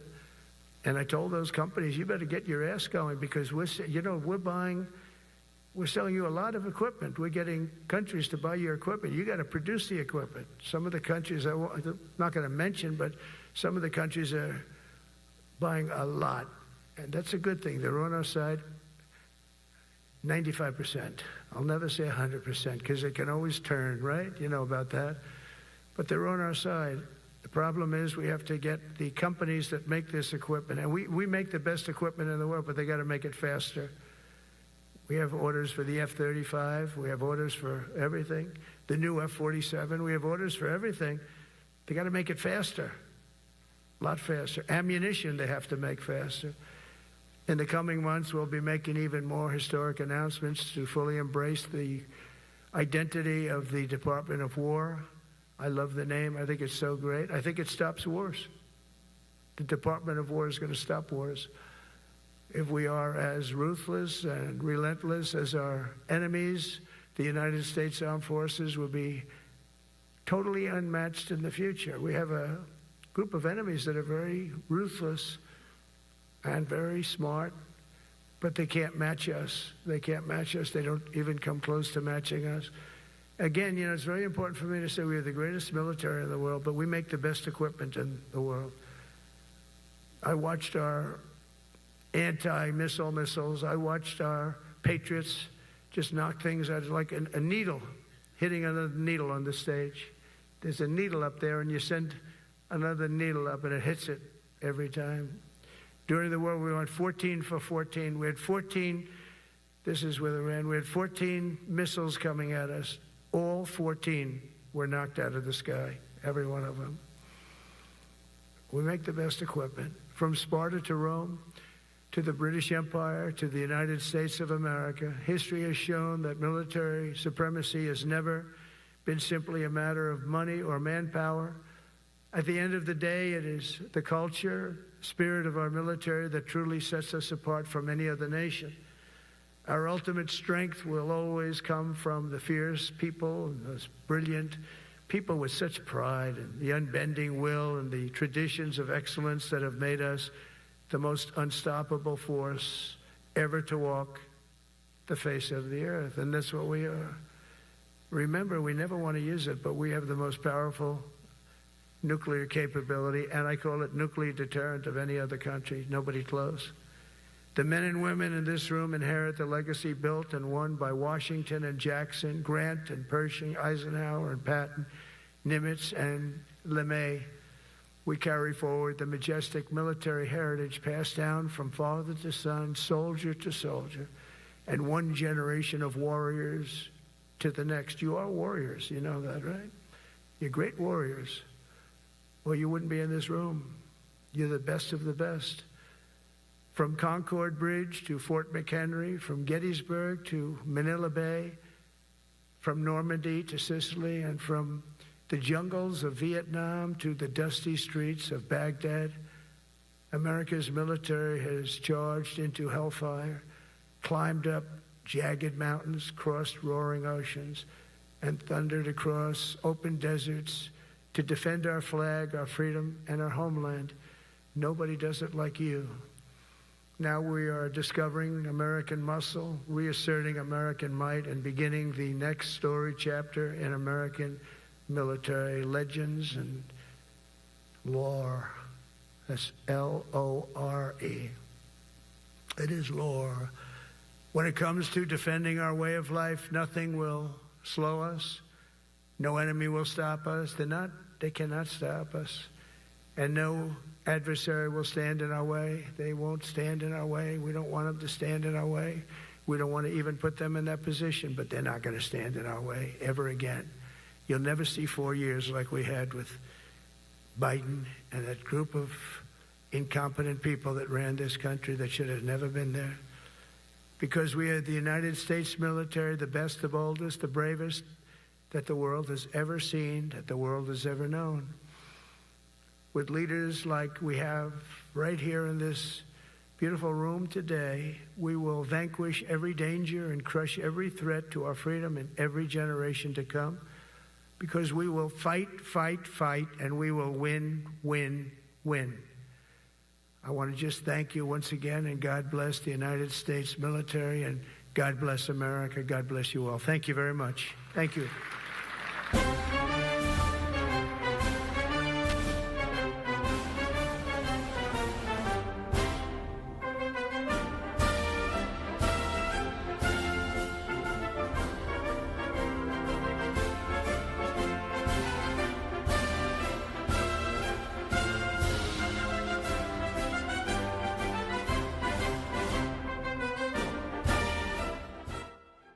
And there we have the remarks by President Trump as he addressed top military leaders there in Quantico, Virginia, speaking for more than an hour, talking about the warrior ethos, among other topics as well. We did want to let you know you've been hearing from Secretary Hegseth and President Trump talking about the Department of War. We did want to share with you that while legislation has been introduced in both chambers of Congress to formally change the name, at this point in time, the department still officially known as the Department of Defense. So we did want to share that context with you as we were hearing from President Trump and Secretary Hegseth. You can see that the military leaders now standing at attention as President Trump has exited the stage. And as we continue to take a live look at this, we were anticipating President Trump to be making a major announcement in the Oval Office at 11 a.m. You can see right now.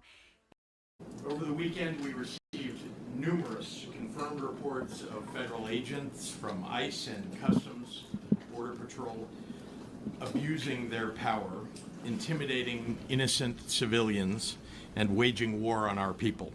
All of this has been aimed at causing chaos and mayhem in the hopes of creating a pretext to deploy military troops against Chicago and Broadview and other suburbs, just as the president is doing right now in Oregon. Moments ago, the Illinois National Guard received word that the Department of Homeland Security has sent a memo to the Department of War seeking the deployment of 100 military troops to Illinois, claiming a need for the protection of ICE personnel and facilities. What I have been warning of is now being realized. One thing is clear, none of what Trump is doing is making Illinois safer. 2 weeks ago, a man was shot and killed by ICE in Franklin Park, Illinois. Shortly after, ICE issued a statement justifying the killing, saying the federal agent was seriously injured. The Chicago Sun-Times has brought to light that the injuries were, in the agent's own words, nothing major. A man is dead. A community is shaken up. And we are yet again left with more questions than answers. On Saturday, federal agents wreaked havoc on the village of Broadview, a small suburb west of Chicago with 8,000 residents. I want to recognize Broadview Mayor Katrina Thompson, who's here today, and thank her for her strong and vocal leadership on behalf of her community. I also want to thank Broadview's police chief, Thomas Mills, for his steady leadership and partnership with state and surrounding local law enforcement. In Broadview, people nonviolently holding signs and chanting against brutality, expressing their First Amendment rights, have been regularly attacked with chemical agents like tear gas, pepper spray, rubber bullets, and flashbangs. Agents reportedly unholstered their guns and pointed them at protesters. In their own words, ICE intended to unleash, quote, a shit show in the Broadview community. Without provocation and acting like jackbooted thugs, ICE has attacked and detained members of the press, including an independent journalist. A CBS Chicago correspondent had chemical munitions fired at her car where there were no protesters in sight. And we have received many reports of U.S. citizens being detained for simply stepping onto the public street. That brings us to yesterday. On a beautiful weekend when families were out enjoying their day in Chicago, armed Border Patrol agents were downtown marching up and down Michigan Avenue, harassing and intimidating residents and tourists. In Millennium Park, federal agents interrogated a family as their small daughter held onto her doll and appeared to try to translate for her parents. Officers carried large, unholstered, offensive weapons downtown, dressed in camouflage and masks. Building tradesmen near Tribune Tower, simply doing their jobs, were detained by federal agents while working on a construction site. Separately, 24 federal agents chased down a man, handcuffed him, and asked him for his papers. Meanwhile, ICE's chief offender, Gregory Bovino, has been leading the disruption and causing mayhem while he gleefully poses for photo ops and TikTok videos. Bovino even admitted on the record that they are making arrests based on how you look. Based on how you look. How you look. That's the baseline. They're not targeting violent criminals or gang members. They're arresting tamale vendors and delivery men and shaking down families. Donald Trump and Kristi Noem and Tom Homan said they were targeting the worst of the worst criminals. They lied, and they continue to lie. 60% of the individuals that ICE has taken in Illinois this year have no criminal convictions of any kind. ICE is running around the loop, harassing people for not being white. Just a year ago, that was illegal in the United States. Now, ICE is making it commonplace. That's not making America great. In any other country, if federal agents fired upon journalists and protesters when unprovoked, what would we call it? If federal agents marched down busy streets, harassing civilians and demanding their papers, what would we say? I don't think we'd have any trouble calling it what it is: authoritarianism. So let's not pretend it's something else when it happens in our American cities. The MAGA Republican-supported invasion of Portland and Chicago and LA and Washington, D.C. is not making us any safer. Instead, it is putting our people in danger. This is an attack on neighborhoods, on lawful residents, on U.S. citizens. That's not preventing crime, as Donald Trump claims. That's threatening public safety. But as I've said many times, for Donald Trump and the MAGAs in Congress, this is not about fighting crime or about public safety. This is about sowing fear and intimidation and division among Americans. It was about creating a pretext to send armed military troops into our communities. This is about consolidating power in Donald Trump's hands. What he plans to do with that power, now or during the 2026 elections, should worry all of us. When you add to that the Trump administration's effort to label as dangerous free speech critical of him, White House senior staff calling the Democratic Party fascist, the Trump-appointed FCC chair threatening to revoke broadcast licenses and the approval of a merger in order to silence late-night comedians, Trump's threats to jail political opponents. You cannot call this anything except an attack on the Constitution of the United States. But let's also talk about what he's doing to the economy with all these attacks on our communities. Our small businesses suffer when our residents and visitors who are shopping and eating are made to feel unsafe by the jackbooted thugs roaming around a peaceful downtown. Parents are now scared to send their kids to school for fear the troops will grab their children. Students are afraid they'll come home and find their parents have been disappeared by ICE. This is no way to live. We are here together today, elected officials, business leaders, the faith community, law enforcement, educators, community organizations, united in our opposition to these flagrant abuses of power by the federal government. With one voice, we are telling this unwarranted and unconstitutional occupation by ICE and potentially by military troops to get out of Chicago. You are not helping us. Over the past month, I've been all across the city and all across the region, from Bronzeville to Austin to Pilsen to Little Village, talking to residents and to local business owners. Not one of them has asked for armed military troops in our streets. They have all said loudly that there is no emergency here on the ground that requires the deployment of military troops or the use of military tactics. I refuse to stay silent about this and let the slow encroachment of our freedoms and liberties continue unabated.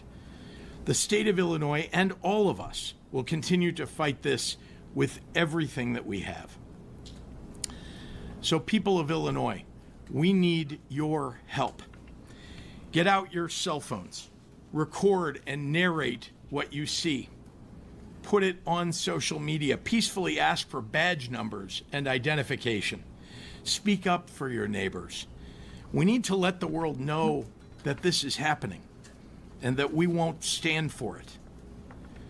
I was surprised and pleased to see that a federal agent in New York was put on leave after he was caught throwing a woman to the ground. Good. Good. That would never have happened, though, if it wasn't on camera. So keep documenting. It could make a world of difference for someone, perhaps for all of us. I look forward to taking your questions, and right now I'd like to hand the microphone over to Mayor Brandon Johnson. Mayor. Thank you, Governor.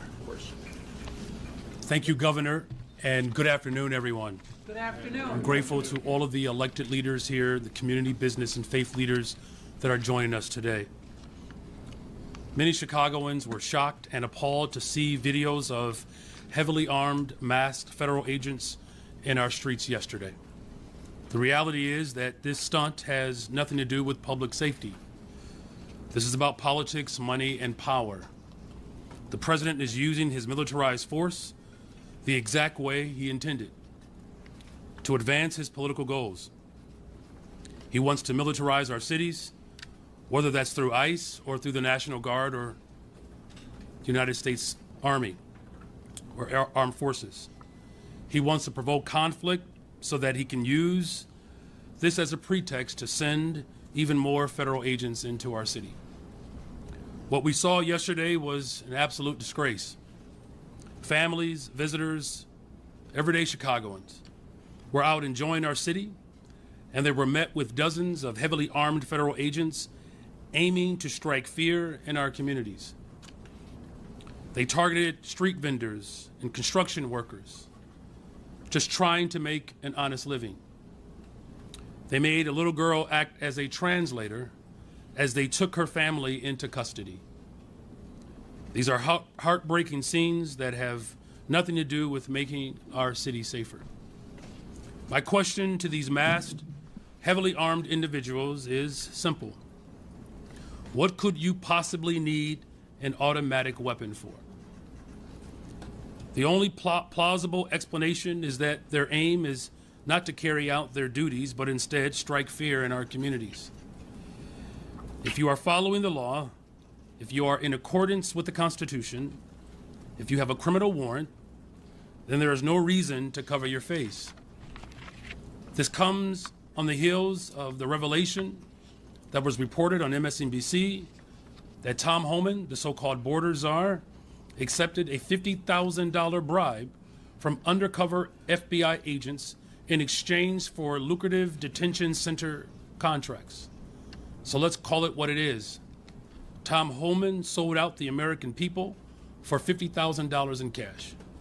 And that's why I'm calling on the federal government to appoint an independent investigator to review every single contract in the city of Chicago, the county and the state, related to any ICE detention centers. The people have a right to know if these contracts are legitimate or if they were granted as a result of outright bribery and corruption.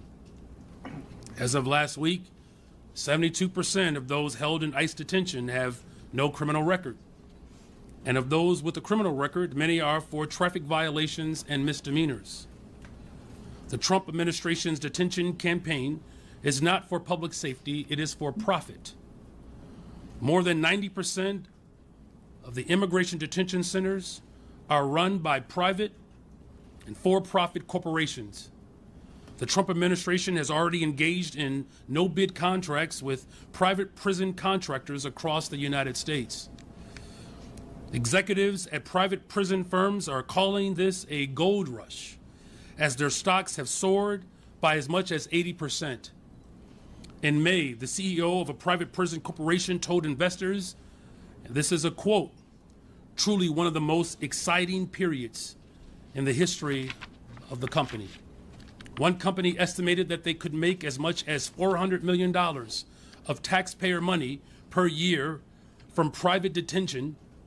Another said that it could make as much as $1 billion in additional revenue.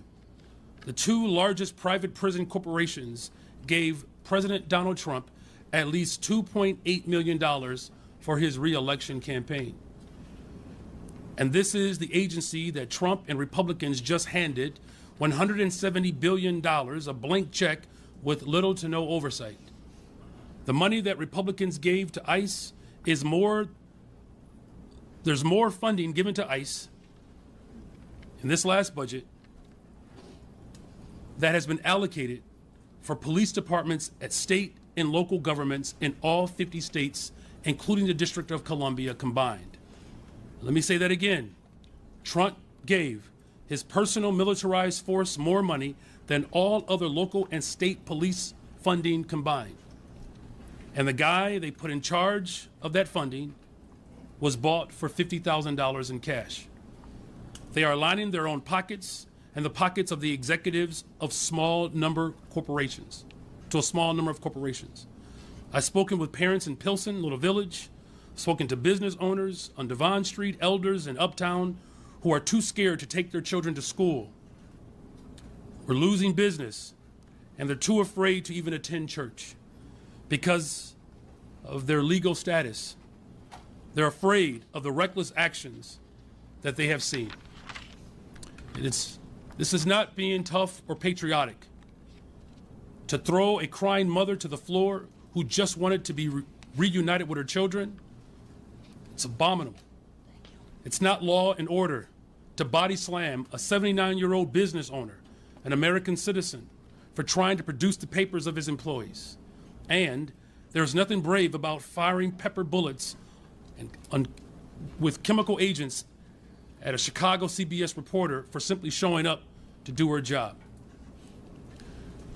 Greg Bovino, who spends countless taxpayer dollars on TikTok videos of himself, was in charge of the operation in Los Angeles, where a 15-year-old kid, an American citizen with disabilities, was handcuffed and held at gunpoint by ICE. His family is now suing. By the time this is over, there will be hundreds of millions of dollars of taxpayer dollars wasted in settlements related to the excessive use of force and the unconstitutional actions of this administration. So again, let's make this very clear. This is not about public safety. This is not even about immigration. This is the continuation of the Trump administration's war on the poor. They have cut food assistance, they have cut Medicaid, they have cut violence prevention funding. They have made life harder and more dangerous for poor and working people across this country. They have declared war on poor on behalf of the ultra-rich, and so they can simply funnel our tax dollars to a small handful of billionaires. So we have to make sure that we continue to show our support for the people of this city and for this country. In closing, at a time when we are cutting hundreds of millions of dollars from healthcare, public health, housing, and defunding public education, manufacturing austerity, I'll say that plainly, the Trump administration is worsening poverty at the same time as declaring war on the poor. This is an untrustworthy, corrupt, and out-of-control administration that is doing everything in their power to foment chaos in our cities. Whether it's in Portland, Los Angeles, or Chicago, we cannot accept the militarization of our cities. We will continue to stand united as a city, as a county, as a state, and local villages to reject any attempts to militarize our cities. I want to be very clear, what we saw this Sunday is not unique. As the governor has indicated, this is happening in villages like Broadview and other places across this country. And so we have to make sure that this is not the last time we express our unified voice to ensure that we protect the interests of all people. And with that, I will turn it over to our Attorney General, Kwame Raoul.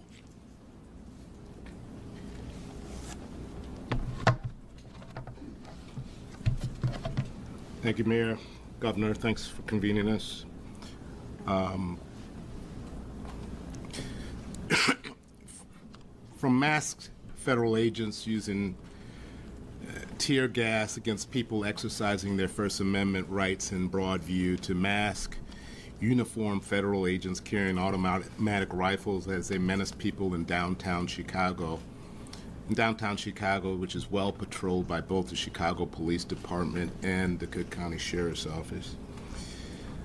The images we have seen in Chicago area look more like a region under siege than they do America in peacetime. If it was not clear from before, it should be plain now. The president's goal is to sow chaos, instill fear in Chicagoans and the American people at large. It's also clear that this has never been about fighting crime. Let me state clearly, I am not averse to the President of the United States wanting to be helpful in fighting crime in American cities. I'm not averse to federal law enforcement agencies contributing to fighting crime in American cities. In fact, we have had a great history of collaboration with those federal law enforcement agencies that are trained to fight crimes on the local level. However, if the president were sincere about fighting crime, he would devote more resources to those federal law enforcement agencies with whom we have partnered with, which we have had a great working relationship with, instead of either cutting their budgets or reassigning their agents to doing immigration work instead of crime-fighting work. He would not be cutting funding from community violence interruption. He would not be depriving victims of crime of the resources they need based on unrelated immigration criteria. Instead, he's federalizing the state of Oregon's National Guard. And as the governor laid out, he's following the same pattern that he followed in Oregon, and we just received a memo, same steps that were followed in Oregon. The mobilization of the military isn't just an ineffective strategy to address crime, it is illegal. That is why I stand in solidarity with my colleague, Oregon Attorney General Dan Rayfield. We've been in contact over the weekend as well as earlier this morning, who filed a lawsuit yesterday against the Trump administration's mobilization of the National Guard there. The 10th Amendment preserves states' sovereignty to enforce state laws as they see fit.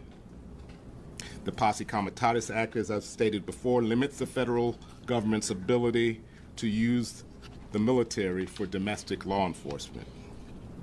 A judge in California recognized that fact earlier this month.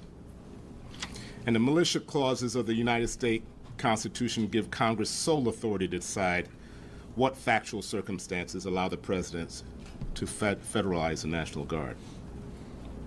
They don't exist here. The president has failed to establish that any of the legal prerequisites exist for his efforts to federalize the Guard. Which is why litigation challenging these efforts is now pending in multiple courts. And if the evidence follows, if the pattern follows what we've seen in Oregon, he should expect a legal challenge here as well. As a matter of fact, this afternoon, we're filing a lawsuit challenging the administration's unlawful reallocation of more than $100 million in public safety and disaster relief funds away from Illinois and other states around the country. These funds, under the Homeland Security Grant Program, help states protect against acts of terrorism and are a critical source of money for networks of police departments, fire departments, emergency services, and public works departments across the country. In this latest action by the administration, the cut to Illinois funds alone is over $30 million. None of this chaos and none of these acts make us safer. To be clear, our U.S. Constitution is still the law of the land. It is generally unlawful for people to be subject to detention or search without probable cause or reasonable suspicion to believe that a crime has been committed. Due process is still required when someone is deprived of their liberty. The First Amendment still protects the right to free speech and peaceably and lawfully assemble, which includes the right to express one's views even if those views are critical of government policies and how they're being carried out. That said, it is important to note that protesters must also comply with applicable laws. For example, the First Amendment does not allow for protesters to assault, intimidate, interfere with an officer of the United States government or local government while they are engaged in their performance, or to obstruct or impede federal civil immigration vehicles or enforcement operation. Clearly, this deployment of the federal officers into our well-policed central business district is meant to provoke Chicagoans. What the president is hoping to do is foment chaos by inciting out-of-control protests. So I urge Illinoisans, don't take the bait. There is no emergency in Chicago. Don't help him create one. Exercise your First Amendment rights, but do so peacefully, without violence or destruction of property. If you see what you believe to be civil rights being violated, use your phone or camera to document it, to bear witness. My office is monitoring these images, and so are legal and civil rights organizations around the city, the state, and the nation. I'm here to say that no president can flout the Constitution. The rule of law matters in the state of Illinois, and we will not hesitate to preserve it. At this time, I'd like to pass the mic to County Board President Tony Pretman.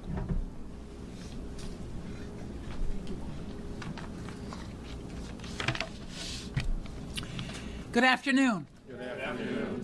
I want to thank you all for being here today and for showing your support. My county, Cook County, is home to more than 5 million people, many of whom are immigrants who came here seeking a better life for themselves and their families. Yet today, many of our friends, families, and neighbors no longer feel safe at home, at work, or in public spaces. Federal decisions to militarize ICE activity have set a dangerous precedent. ICE agents are wearing masks, breaking into homes, and carrying weapons in downtown areas. These actions have created fear and chaos across our region and are designed to intimidate our residents. ICE agents have fired tear gas, pepper spray, and rubber bullets at protesters and journalists in Broadview. In Chicago, agents in tactical gear are carrying long guns on our streets. None of this creates safety or security. It only spreads fear. On behalf of Cook County, I stand here today to call for an end to these shameless, appalling tactics. And I want to make clear, as a welcoming county, we will continue to work every day to ensure that every resident feels safe, respected, and valued. Our residents do not want to see masked individuals storming into neighborhoods, terrorizing families, and kidnapping people off our streets. They do not want to see an undocumented father with no criminal record fatally shot in their community. These extreme, un-American, and discriminatory actions by federal agents ordered by national leaders are cruel and unacceptable.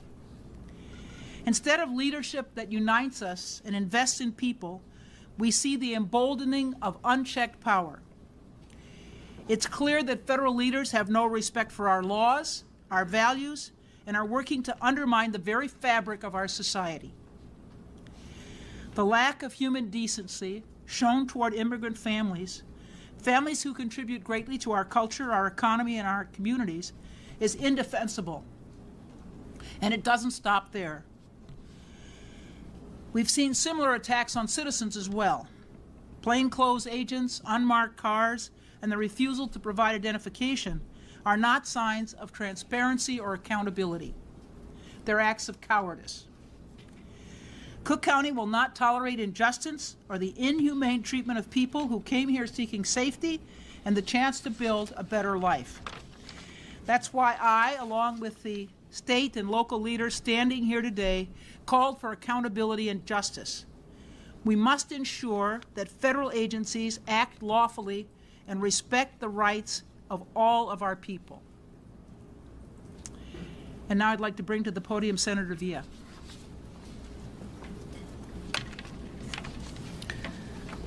Good afternoon. Good afternoon. I am Karina Villa. I am the state senator of the 25th Senate District. I serve as the Senate chair of the Illinois Legislative Latino Caucus, which is made up of 17 legislators from across the state. We are here to say Illinoisans will stand together and our state will not be intimidated. Donald Trump has militarized agents. He has sent them to our suburbs like my hometown of West Chicago, to Broadview, and now to our peaceful streets of downtown Chicago.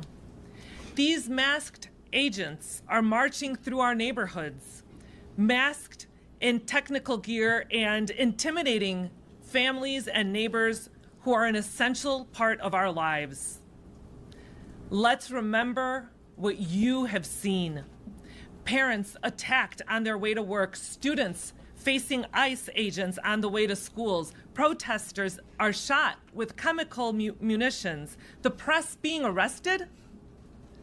What we are seeing is the First Amendment rights, our First Amendment rights, being eroded by an authoritarian administration determined to dismantle dissent.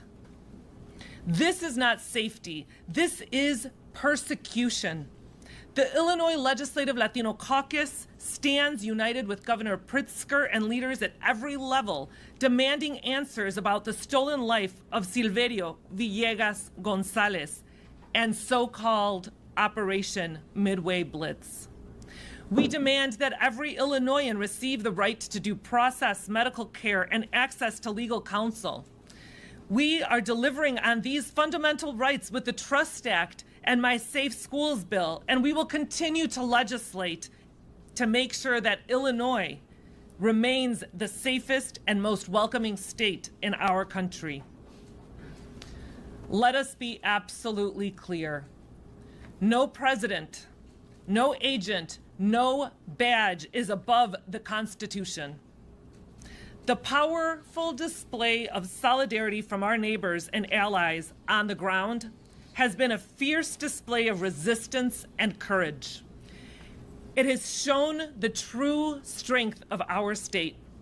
We will not cower. We will not cooperate with cruelty. We will continue to lend our voices to those that the Trump administration is trying to silence. We will continue to record and report ICE activity in our communities, and we will continue to stand up for every vulnerable person in our state. To every immigrant watching, you are not invisible, and you are not alone. We see you, we value you, and we will defend you. These are our cities, and this is our state. We will not back down. Ahora en español. Buenas tardes. Soy Karina Villa, senadora estatal del Distrito 25 y líder del Caucus Legislativo Latino en Illinois. Somos compuestos de 17 legisladores en todo el estado. Estamos aquí para decirle a los residentes de Illinois que estamos unidos y esto es nuestro estado y no nos vamos a dejar intimidar. Donald Trump ha mandado agentes militarizados a nuestros suburbios, como mi ciudad de West Chicago, a Broadview y ahora dentro de las calles de Chicago. Estos agentes enmascarados y armados caminan por nuestros vecindarios con equipo táctico, intimidando a las familias y vecinos que son una parte esencial de nuestra comunidad y de nuestras vidas. Recuerden lo que han visto: padres atacados caminando al trabajo, estudiantes enfrentándose a agentes de ICE cuando van a la escuela, manifestantes gaseados y disparados con municiones químicas, periodistas arrestados y nuestros derechos constitucionales debilitados por un gobierno federal autoritario decidido a silenciar a quienes piensan diferente. Esto no es seguridad, esto es persecución. El Caucus Legislativo Latino de Illinois se mantiene unido con el gobernador Pritzker y con líderes a través del estado de Illinois a todos niveles para exigir respuestas sobre la vida robada de Silverio Villegas González y sobre la llamada Operación Midway Blitz. Exigimos que toda persona en Illinois tenga derecho al debido proceso, atención médica y acceso a representación legal. Estamos cumpliendo con estos derechos fundamentales a través de la ley Trust y mi proyecto de ley, las escuelas seguras. Seguiremos legislando para que Illinois sea el estado más seguro y acogedor en el país para inmigrantes. Que quede absolutamente claro, ningún presidente, ningún agente, ninguna insignia está por encima de la Constitución. La poderosa muestra de solidaridad de nuestras comunidades y aliados ha sido una valiente expresión de resistencia y coraje. Ha demostrado la verdadera fuerza de nuestro Estado. No nos vamos a acobardar, no nos vamos a colaborar con la crueldad. Seguiremos alzando nuestras voces por quienes la administración de Trump intentan silenciar. Seguiremos documentando y reportando la actividad de ICE en nuestras comunidades. Y seguiremos defendiendo a cada persona vulnerable en nuestro estado, a cada inmigrante que nos está viendo. No eres invisible, no estás solo. Te vemos, te valoramos y te vamos a defender. Estas son nuestras ciudades, este es nuestro estado. No nos vamos a rendir. Y ahora le paso el micrófono a Ere Rendón. Gracias. Buenas tardes. My name is Erendira Rendon. I'm Vice President of Immigrant Justice at the Resurrection Project. For 29 days, the immigrant community, particularly the Latino community, has been under attack. This weekend marked another dangerous escalation in the assault that is happening in our communities. DHS has admitted to members of the press that they are making enforcement decisions based on racial profiling, based on class, based on how we dress, and based on the language we speak. If you look like me, you are in danger. On Sunday, in back of the yards, ICE officers violently arrested 3 U.S. citizens on baseless charges simply for exercising their constitutional right to free speech. DHS terrorizes and showcases our pain on social media. These high-visibility enforcement actions are designed to feed a media narrative that says that immigrants are the threat. But we know the truth. Immigrants power our economy. Immigrants keep prices down. Immigrants feed us. Immigrants build your homes. Immigrants, we love our families. Whew. Sorry. Take your time. An attack on us is an attack on all of America. That's right. This weekend's attack on workers and on families, children were arrested this weekend. It's just the pattern of escalation that we've been seeing in our communities. It's just that it happened downtown. Right now in Broadview, there are 200 people in a place that is not a detention center. They are being held in inhumane conditions. There are no beds. There are no showers. There is limited food. They order children's meals from Subway to eat. We are not allowed to speak to any of our clients that are held in that facility. It is a black hole, and people go missing for days. People are being forced to sign their voluntary departure forms, and their families are being denied access to them.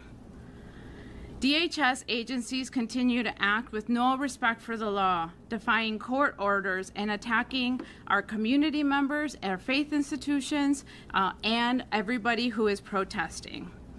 There are over 60 organizations actively working to defend our communities. The Illinois Coalition for Immigrant and Refugee Rights, leading all rapid response in the hotline. The rapid response folks are our heroes. The National Immigrant Justice Center, who last week filed a lawsuit to uphold the Constitution, and dozens more. Since September 1st at the Resurrection Project, we have received over 320 requests for legal assistance. These are undocumented residents, green card holders, and 2 dreamers with DACA. And now even citizens are being arrested. This should concern every single person. I am grateful to Senator Pritzker and to all of our elected leaders who have made Illinois a safer place for us to live, even though right now we are under attack. And our message to all immigrant community continues to be the same. Primero, les quiero asegurar que también nosotros somos inmigrantes. También nosotros nos preocupamos por nuestras familias. Visit illinoisimmigrationinfo.org for up-to-date information if you have, and you can also call the hotline, the ICE Family Support Hotline at 1-855-HELP-BY-FAMILY if you see ICE. Buenas tardes, me llamo Heréndira Rendón, soy vicepresidenta de Justicia para el Inmigrante en Proyecto Resurrección. Durante 29 días, la comunidad inmigrante y muy en particular la comunidad latina ha estado bajo ataque. Este fin de semana marcó otro incremento en el asalto a nuestras comunidades. DHS, el Departamento de Homeland Security, ha admitido que lo único que necesitan para parar a una persona es basado en cómo se ven, basado en cómo se visten, basado en los carros que manejamos y en el idioma que hablamos. El domingo, en el barrio de las Empacadoras, agentes de ICE arrestaron a 3 ciudadanos americanos simplemente por protegernos y ejercer su derecho de libertad de expresión. DHS está aterrorizando a nuestras comunidades y al mismo tiempo está documentando nuestro dolor y poniéndolo en las presas en las medias sociales. Estas acciones son un ataque a los inmigrantes, son un ataque a la comunidad latina. Lo que están tratando de hacer es crear una narrativa que los inmigrantes son peligrosos. Pero nosotros sabemos quiénes somos. Los inmigrantes damos de comer, los inmigrantes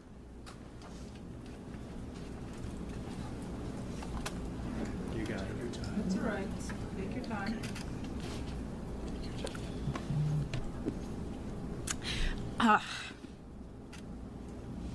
Los inmigrantes construimos sus casas, los inmigrantes limpiamos sus casas. Y a pesar de estos momentos que estamos pasando, tenemos que seguir recordando y ejerciendo nuestros derechos. Hay más de 60 organizaciones que están trabajando lo más que se pueda para poder protegernos. La Coalición Pro Derechos de Inmigrantes y Refugiados de Illinois está liderando toda la respuesta rápida con los héroes que están saliendo y tratando de sacar a ICE de nuestras comunidades. El National Immigrant Justice Center metió una demanda la semana pasada para poder defender nuestros derechos. En Proyecto Resurrección hemos recibido más de 320 solicitudes para defensa legal. Estoy agradecida con el gobernador Pritzker y con tus líderes y nuestros líderes elegidos de Illinois que están haciendo todo lo posible por defendernos en contra de este ataque que estamos viviendo. Nuestro mensaje sigue el mismo. Si ves a ICE, llama a la ayuda de ICER y también puedes visitar a la página illinoisimmigrationinfo.org para más información. Muchísimas gracias. Y voy a terminar con los nombres de algunas personas que esta semana fueron detenidas. Este mensaje es para Santiago, Manuel, Mara, José, Judith, Yuridia, Marcos, Juan. Estamos con ustedes. Gracias. Now I'd like to welcome Jack Lavin. Good afternoon. Good afternoon. I'm Jack Lavin, President and CEO of the Chicagoland Chamber of Commerce, which represents business of all sizes and sectors across Chicago. First, I want to thank Governor Pritzker for your leadership in bringing this united front of government, business, labor, civic, faith, and community leaders together today. I've long spoke to our shared goal of improving public safety and reducing violence and the importance of true collaboration in that effort. Chicago has made real progress thanks to the leadership of Governor Pritzker, Mayor Johnson, President Preckwinkle, and the collaboration of business leaders, local law enforcement, violence prevention organizations, and our community and faith leaders. That progress is important, not just for families and neighborhoods, but for businesses, jobs, economic growth in every corner of our city.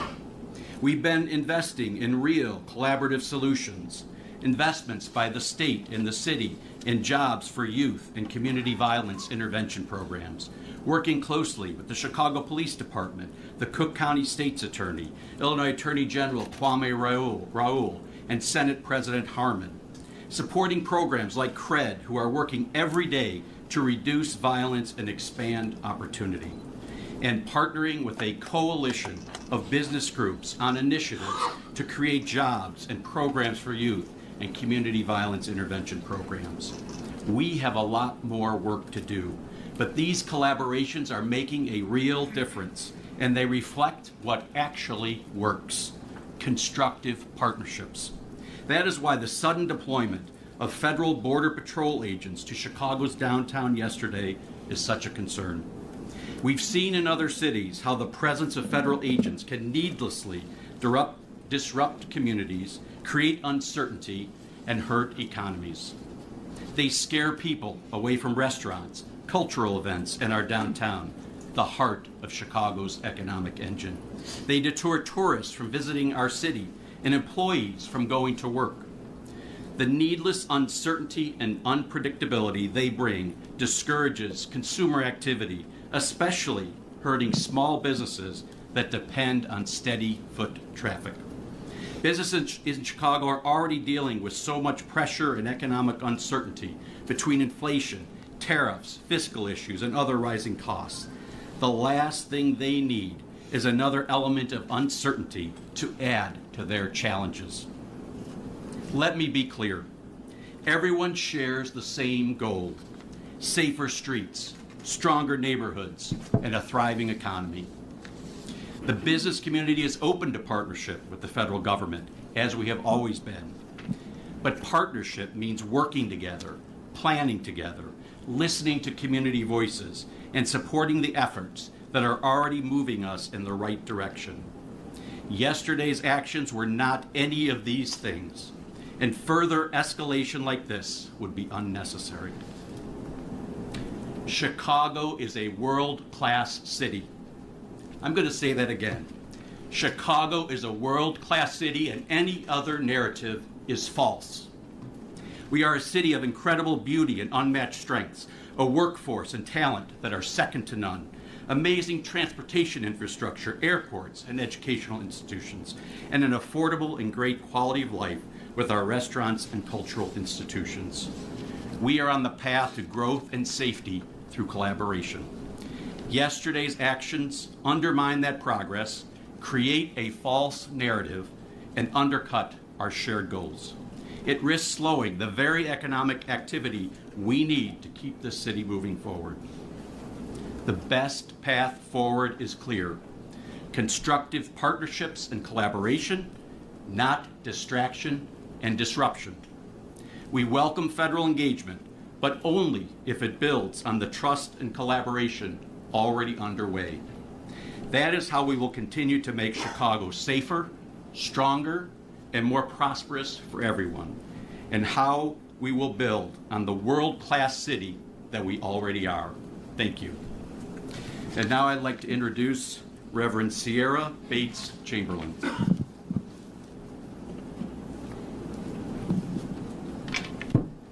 Good afternoon. Good afternoon. I'm Reverend Sierra Bates Chamberlain with Live Free Illinois, where we organize with faith communities across the state. The federal government has persistently poured billions into harming and victimizing U.S. citizens and undocumented survivors alike. Let's be clear. In this country, we have constitutionally protected freedom of speech. To target, track, and criminalize protesters, people exercising their right to speak out against injustice, is nothing less than an attempt to drag this nation toward an authoritarian rule. And hear me when I say, we will not allow it. This is not about safety. This is not about immigration. This is about wolves in sheep's clothing, quoting scripture while pushing a dangerous Christian authoritarian agenda. Very similar to another Christian nationalist leader named Vladimir Putin. This agenda is nothing more than a strategy designed to divide, dominate, and destroy. Every Illinoisan, every American must see the truth. This is not a migrant issue. This is a battle for the very soul of our country. So let us rise, let us resist. The weapons of our warfare are not of human origin. They are mighty through God to pull down strongholds. Let us protect one another and defeat hate with unshakable love. Because as Pastor Michael McBride would say, a disorganized truth cannot defeat an organized lie. So let's organize, let's unify, let's mobilize, and together we will beat back evil, defend our democracy, and claim the future that our children deserve. Thank you, and with that being said, I will return it back to Governor Pritzker. Thank you, Reverend. Happy to take any questions from members of the media. Tina. What do you see as military troops? Is that specifically National Guard? Is it something else? And then are you seeing any lessons learned from Portland? So it's unclear what troops are being requested or potentially could be sent by the Department of War. So that's the answer to the first question. I think, as you've heard, I mean, these are unnecessary. It's a provocation, and it's my, solemn hope anyway that even now that we might be able to deter the federal government from carrying out what seems to be in progress. I spoke yesterday with the governor of Oregon. I also spoke with her the day before. We shared what was happening on the ground here, what's happening on the ground in Oregon.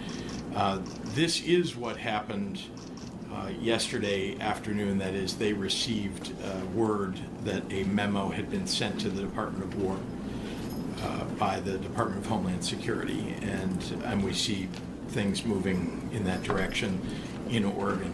Unclear yet what the next steps might be with regard to the city of Chicago. Let me be clear. They're not communicating with the city of Chicago, with the state of Illinois, with Cook County, with Broadview, with anybody. They are going at this because, I don't know, Greg Bovino is putting up his TikTok videos, and it's giving a misimpression of what's happening on the ground. We have peaceful protesters, as they have all across the country, by the way. People are peacefully protesting. And we have, in response to that, chemical agents being fired at people. Indeed, people who are doing nothing more than sitting in their cars. Reporters being detained. So the provocation is coming from ICE, and with clear intent to have the federal government send military troops. Governor? Yes, Chris. Governor, this is for you and/or the mayor of Broadview, Mayor Thompson, if she'd like to take it. But I just want to get a sense so that viewers and listeners right now understand, when journalists like my colleague in the CBS Chicago newsroom was targeted yesterday, or struck yesterday, what message do you read into that? And what specifically is being done to protect journalists and protesters in Broadview now that we've reached this flashpoint? Well, I think that it's clear that there are no rules for ICE, that they literally just believe they have the run of the place, that they can take out their aggression on the people of Broadview, on the people of the city of Chicago, that the federal government and the President of the United States have just given them carte blanche to do whatever it is that they want. Let me be clear. There have been about 1,500 people that have been detained by ICE in the city of Chicago and the surrounding areas. 1,500 people. 60% of them, no criminal record. 60%. Now think about that. Listen, terrific when they get somebody who's a criminal and take them off the streets. Fantastic. But this is not the way law enforcement ought to be allowed to operate. It's not constitutional to just round up the usual suspects, just to stop people because they're black or brown and demand papers. And if they don't have papers, to detain them and in some cases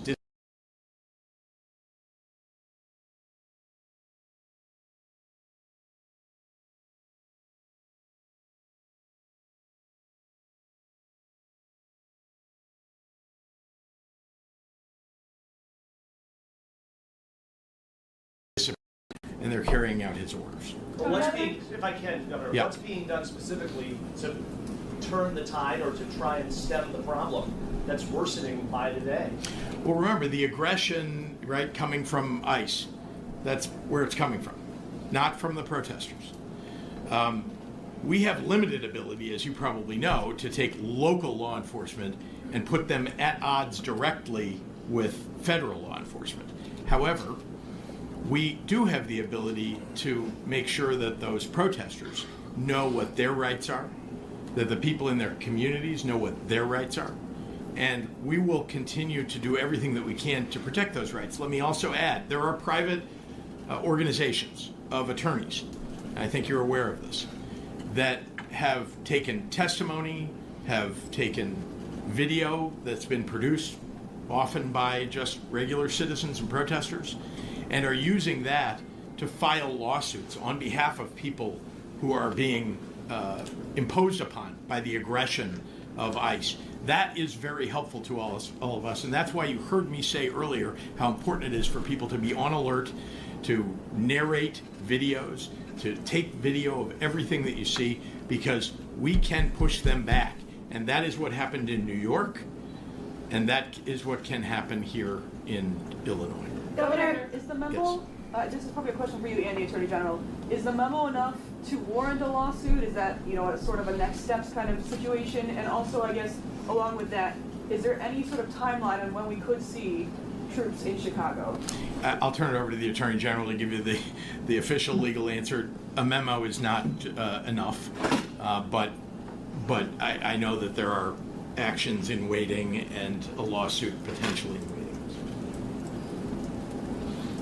Well, I think the governor got it right. The memo by itself is not enough. However, as the governor laid out, this is the same pattern we saw in Portland, and suffice to say, we are prepared. We've had lawyers working over the weekend in collaboration with the governor's office and others, in communication with the Oregon AG's office. We had previously started our work when the president signaled, and perhaps reference to that is helpful in this.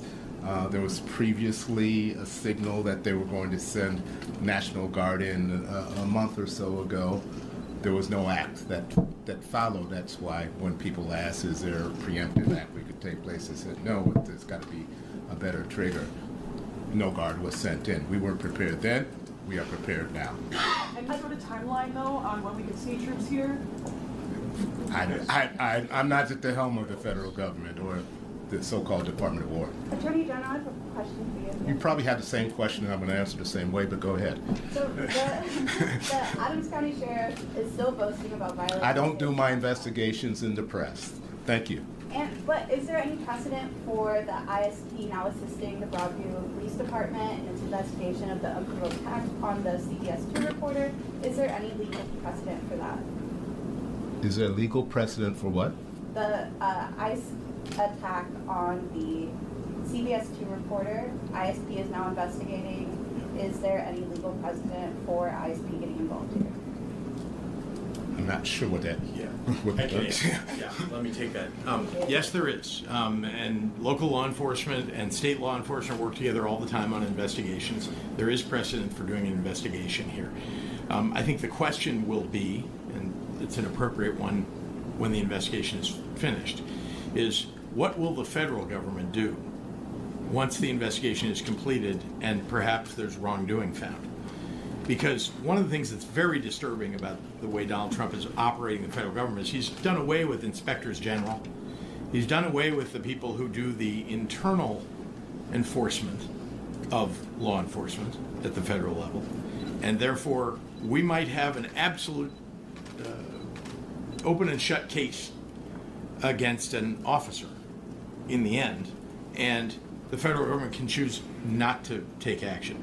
Now, the CBS reporter can take personal action, and indeed there are attorneys that have been looking to assist people who have been personally affected.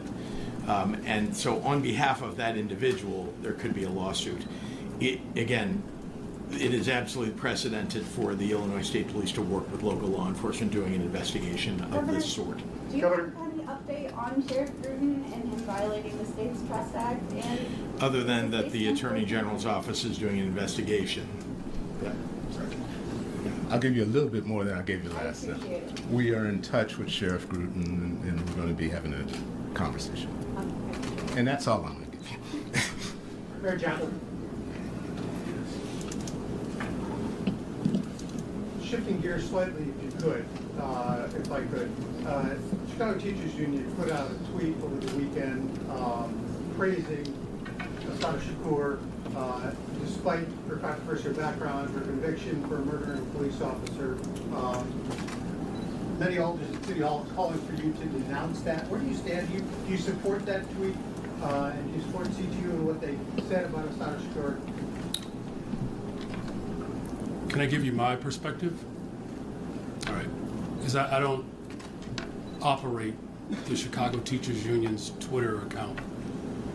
What I can say, though, is that Assata Shakur is an important person in the Black liberation movement who has repeatedly claimed her innocence, and that she was tried by an all-white jury at a particular time in which it was nearly impossible for Black people to receive a fair trial.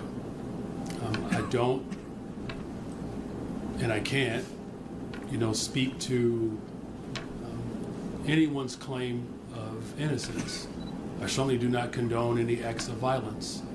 But at a time in which it has become even increasingly clear, and we're dealing with this today, where it is commonplace for Black people to be wrongfully convicted. And so it is incumbent upon us to, recognize that we are still dealing with the sins of our foreparents, of which the city of Chicago is paying hundreds of millions of dollars to respond to individuals who were tortured and forced into false confessions. So as an important part of Black liberation, as an activist, may she rest in peace. Mayor Thompson. Mayor Thompson. Governor Pritzker. Mayor Johnson. What was your? Do you plan to use CTE to investigate any alleged wrongdoing by ICE in Chicago? Well, what I've called for is for the federal government to operate an independent investigator to, look into, what I believe is obvious with all of us here today, that there's been, real egregious, horrific acts that have been promulgated against people, right? What I have directed my police department to do through executive order is to protect the fundamental right to peacefully assemble, to ensure that that every single department and agency knows exactly what rights have to be carried out. And what you're seeing today is a strong display of a united front In fact, if there were ever a time for the people of the world to unite, now is the time. Mayor Thompson, you've been critical Sure. This young lady here, please. If I can piggyback off of Jake's question, more specifically, the ACLU of Illinois and other immigrant rights groups filed a notice in court on Friday talking about the unlawful arrest of 27 people. Some of those U.S. citizens. The group said they've been referred to more than 70 cases of potential violations of ICE making arrests without warrants. So more specifically, is the state or the city looking into that? Well, look, I can speak candidly here that, the Attorney General and my corporate counsel are in regular conversations around ways in which, we can litigate, these acts. Here's what I believe is most critical here. As an entire state, from the state to the county to the city to our local municipalities, our community organizations, our faith and business community, we are all very clear that what this president is doing has certainly stepped outside of the bounds of the Constitution. You either support the Constitution or you do not. And it is clear that this president has eroded the very fundamental rights of who we are as a democracy, and we're going to use every single tool that's available to ensure that that justice prevails. Thank you. Mayor Thompson, I just want to add to that answer, if I may, just for a moment, that there are private organizations. I mentioned earlier that there are attorneys who have stepped up to represent individuals, including offering to represent those 27 that you referenced. And so there is legal action that can be taken and will be taken. Yes, Olivia. Thank you. A minute ago you said that you're still hoping you could deter what seems to be in motion here, but that a lawsuit, there's not an actual lawsuit at this point. What exactly are you hoping to do to deter these troops from coming in? And do you have any other details on where they might go if they would be in Broadview or elsewhere? We don't know where they will be posted. We don't know that at all. My hope is that the unanimity, the show of a broad swath of the city of Chicago, the state of Illinois, standing against what the federal government is attempting to do here will once again deter them from sending military troops. I have over and over said, if you want to help us fight crime, we work all the time with FBI to fight gangs and DEA to fight drugs and ATF to fight guns. And they need help, the local offices of those federal agencies. And we would like more of them to be available to help us to go after real criminals. And so if you want to help us, that's how you can do it. And I've said that many, many times. Sending military troops who do not know how to do law enforcement, claiming it's about law enforcement. In Oregon, I might add, they're saying, as we think they will do here, right, they would come to protect ICE facilities and ICE personnel. But that is a pretext, again, for bringing troops into the city, for normalizing the militarization of our cities. And we just won't allow that. I mean, we believe that standing up, speaking out, calling on the citizenry to protest, that all of that does have a real positive effect on the question of whether they will ultimately decide to either send them or increase the number after they send some military troops. But all of us should recognize this is a violation of the Constitution. I mean, that is what they're headed for. That is what we are standing up here and decrying. And in the end, they are hurting our state, not helping. They're hurting our state.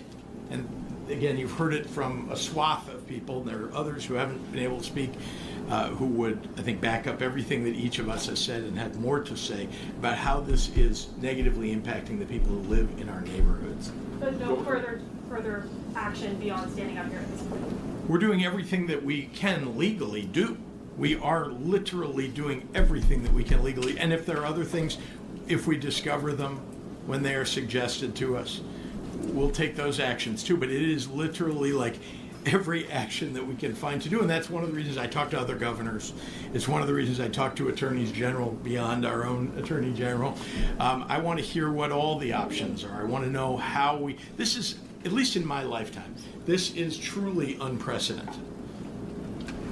And that's why it's difficult for, we're operating in uncharted territory. Governor, yes, when you deliver whether to take legal action and the state resists peacefully, a lot of families are still being separated.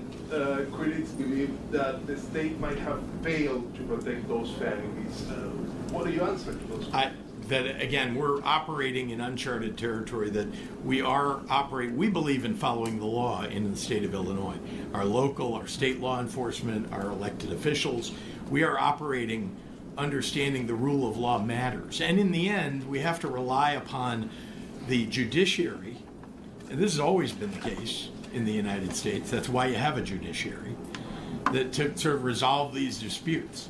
And we're working fast and furiously to deal with that. You've seen the Attorney General go after the federal government when they've taken actions against the state of Illinois, and he's winning, I might add.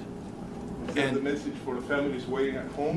Listen, the message to everybody across the country and across the state of Illinois is stand up, speak out, protest peacefully, and show your displeasure. And in the end, and this is why everybody needs to pay attention now, you got to show up and vote, because we're in this situation because there are a lot of people that didn't show up and vote, and I think a lot of people who did show up and vote got lied to, and they regret their votes. And we'll see what happens if we can have an election a year from November.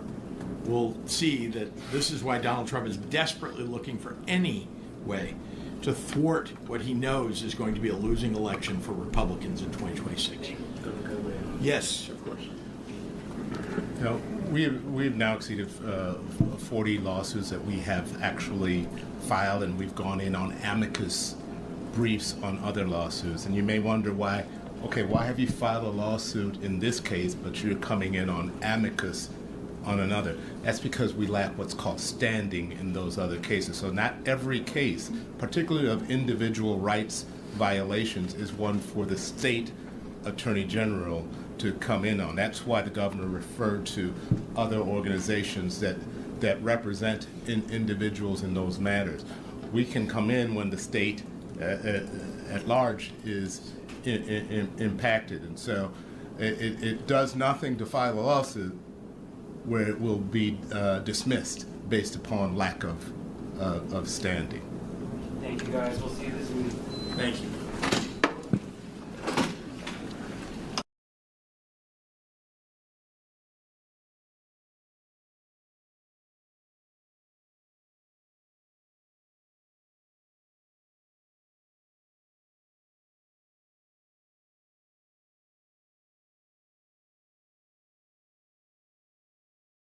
We are in the central city of Portland, Oregon, and it is a beautiful day, and we are very happy to be here speaking with you today. In my conversations directly with President Trump and Secretary Noem, I have been abundantly clear with them that Portland and the state of Oregon believe in the rule of law, and we can manage our own local public safety needs. There is no insurrection. There is no threat to national security, and there is no need for military troops in our major city. Military service members should be dedicated to real emergencies. The members of the Oregon National Guard, their mission is to stand up and protect Oregonians, and they will do that every day, but they are not needed in the city. They are not needed here. And you can tell because you're here with me in Portland. You can see that this city is safe and calm, and it is a beautiful day to be here. For those of you who are here downtown or watching at home, you know that our city is not the place that people think it is from years ago. There is business thriving. People are coming downtown. They are enjoying this community. We have students who are ready to go see the Lion King tonight at the Keller Auditorium. People are going to the Timbers match. People are downtown shopping. Folks who are getting ready to go to work at the restaurants here that make the Rose City a culinary capital are getting ready to go to work. People are shopping. People are going to the farmers markets or at the Saturday market. Portland's doing just fine. And I made that very clear to the president this morning. Our city is a far cry from the war-ravaged community that he has posted about on social media. And I conveyed that directly to him. President Trump's inconceivable insistence that we need federal troops in Portland does not address the real concerns in our communities. We are stoking fear, creating conflict,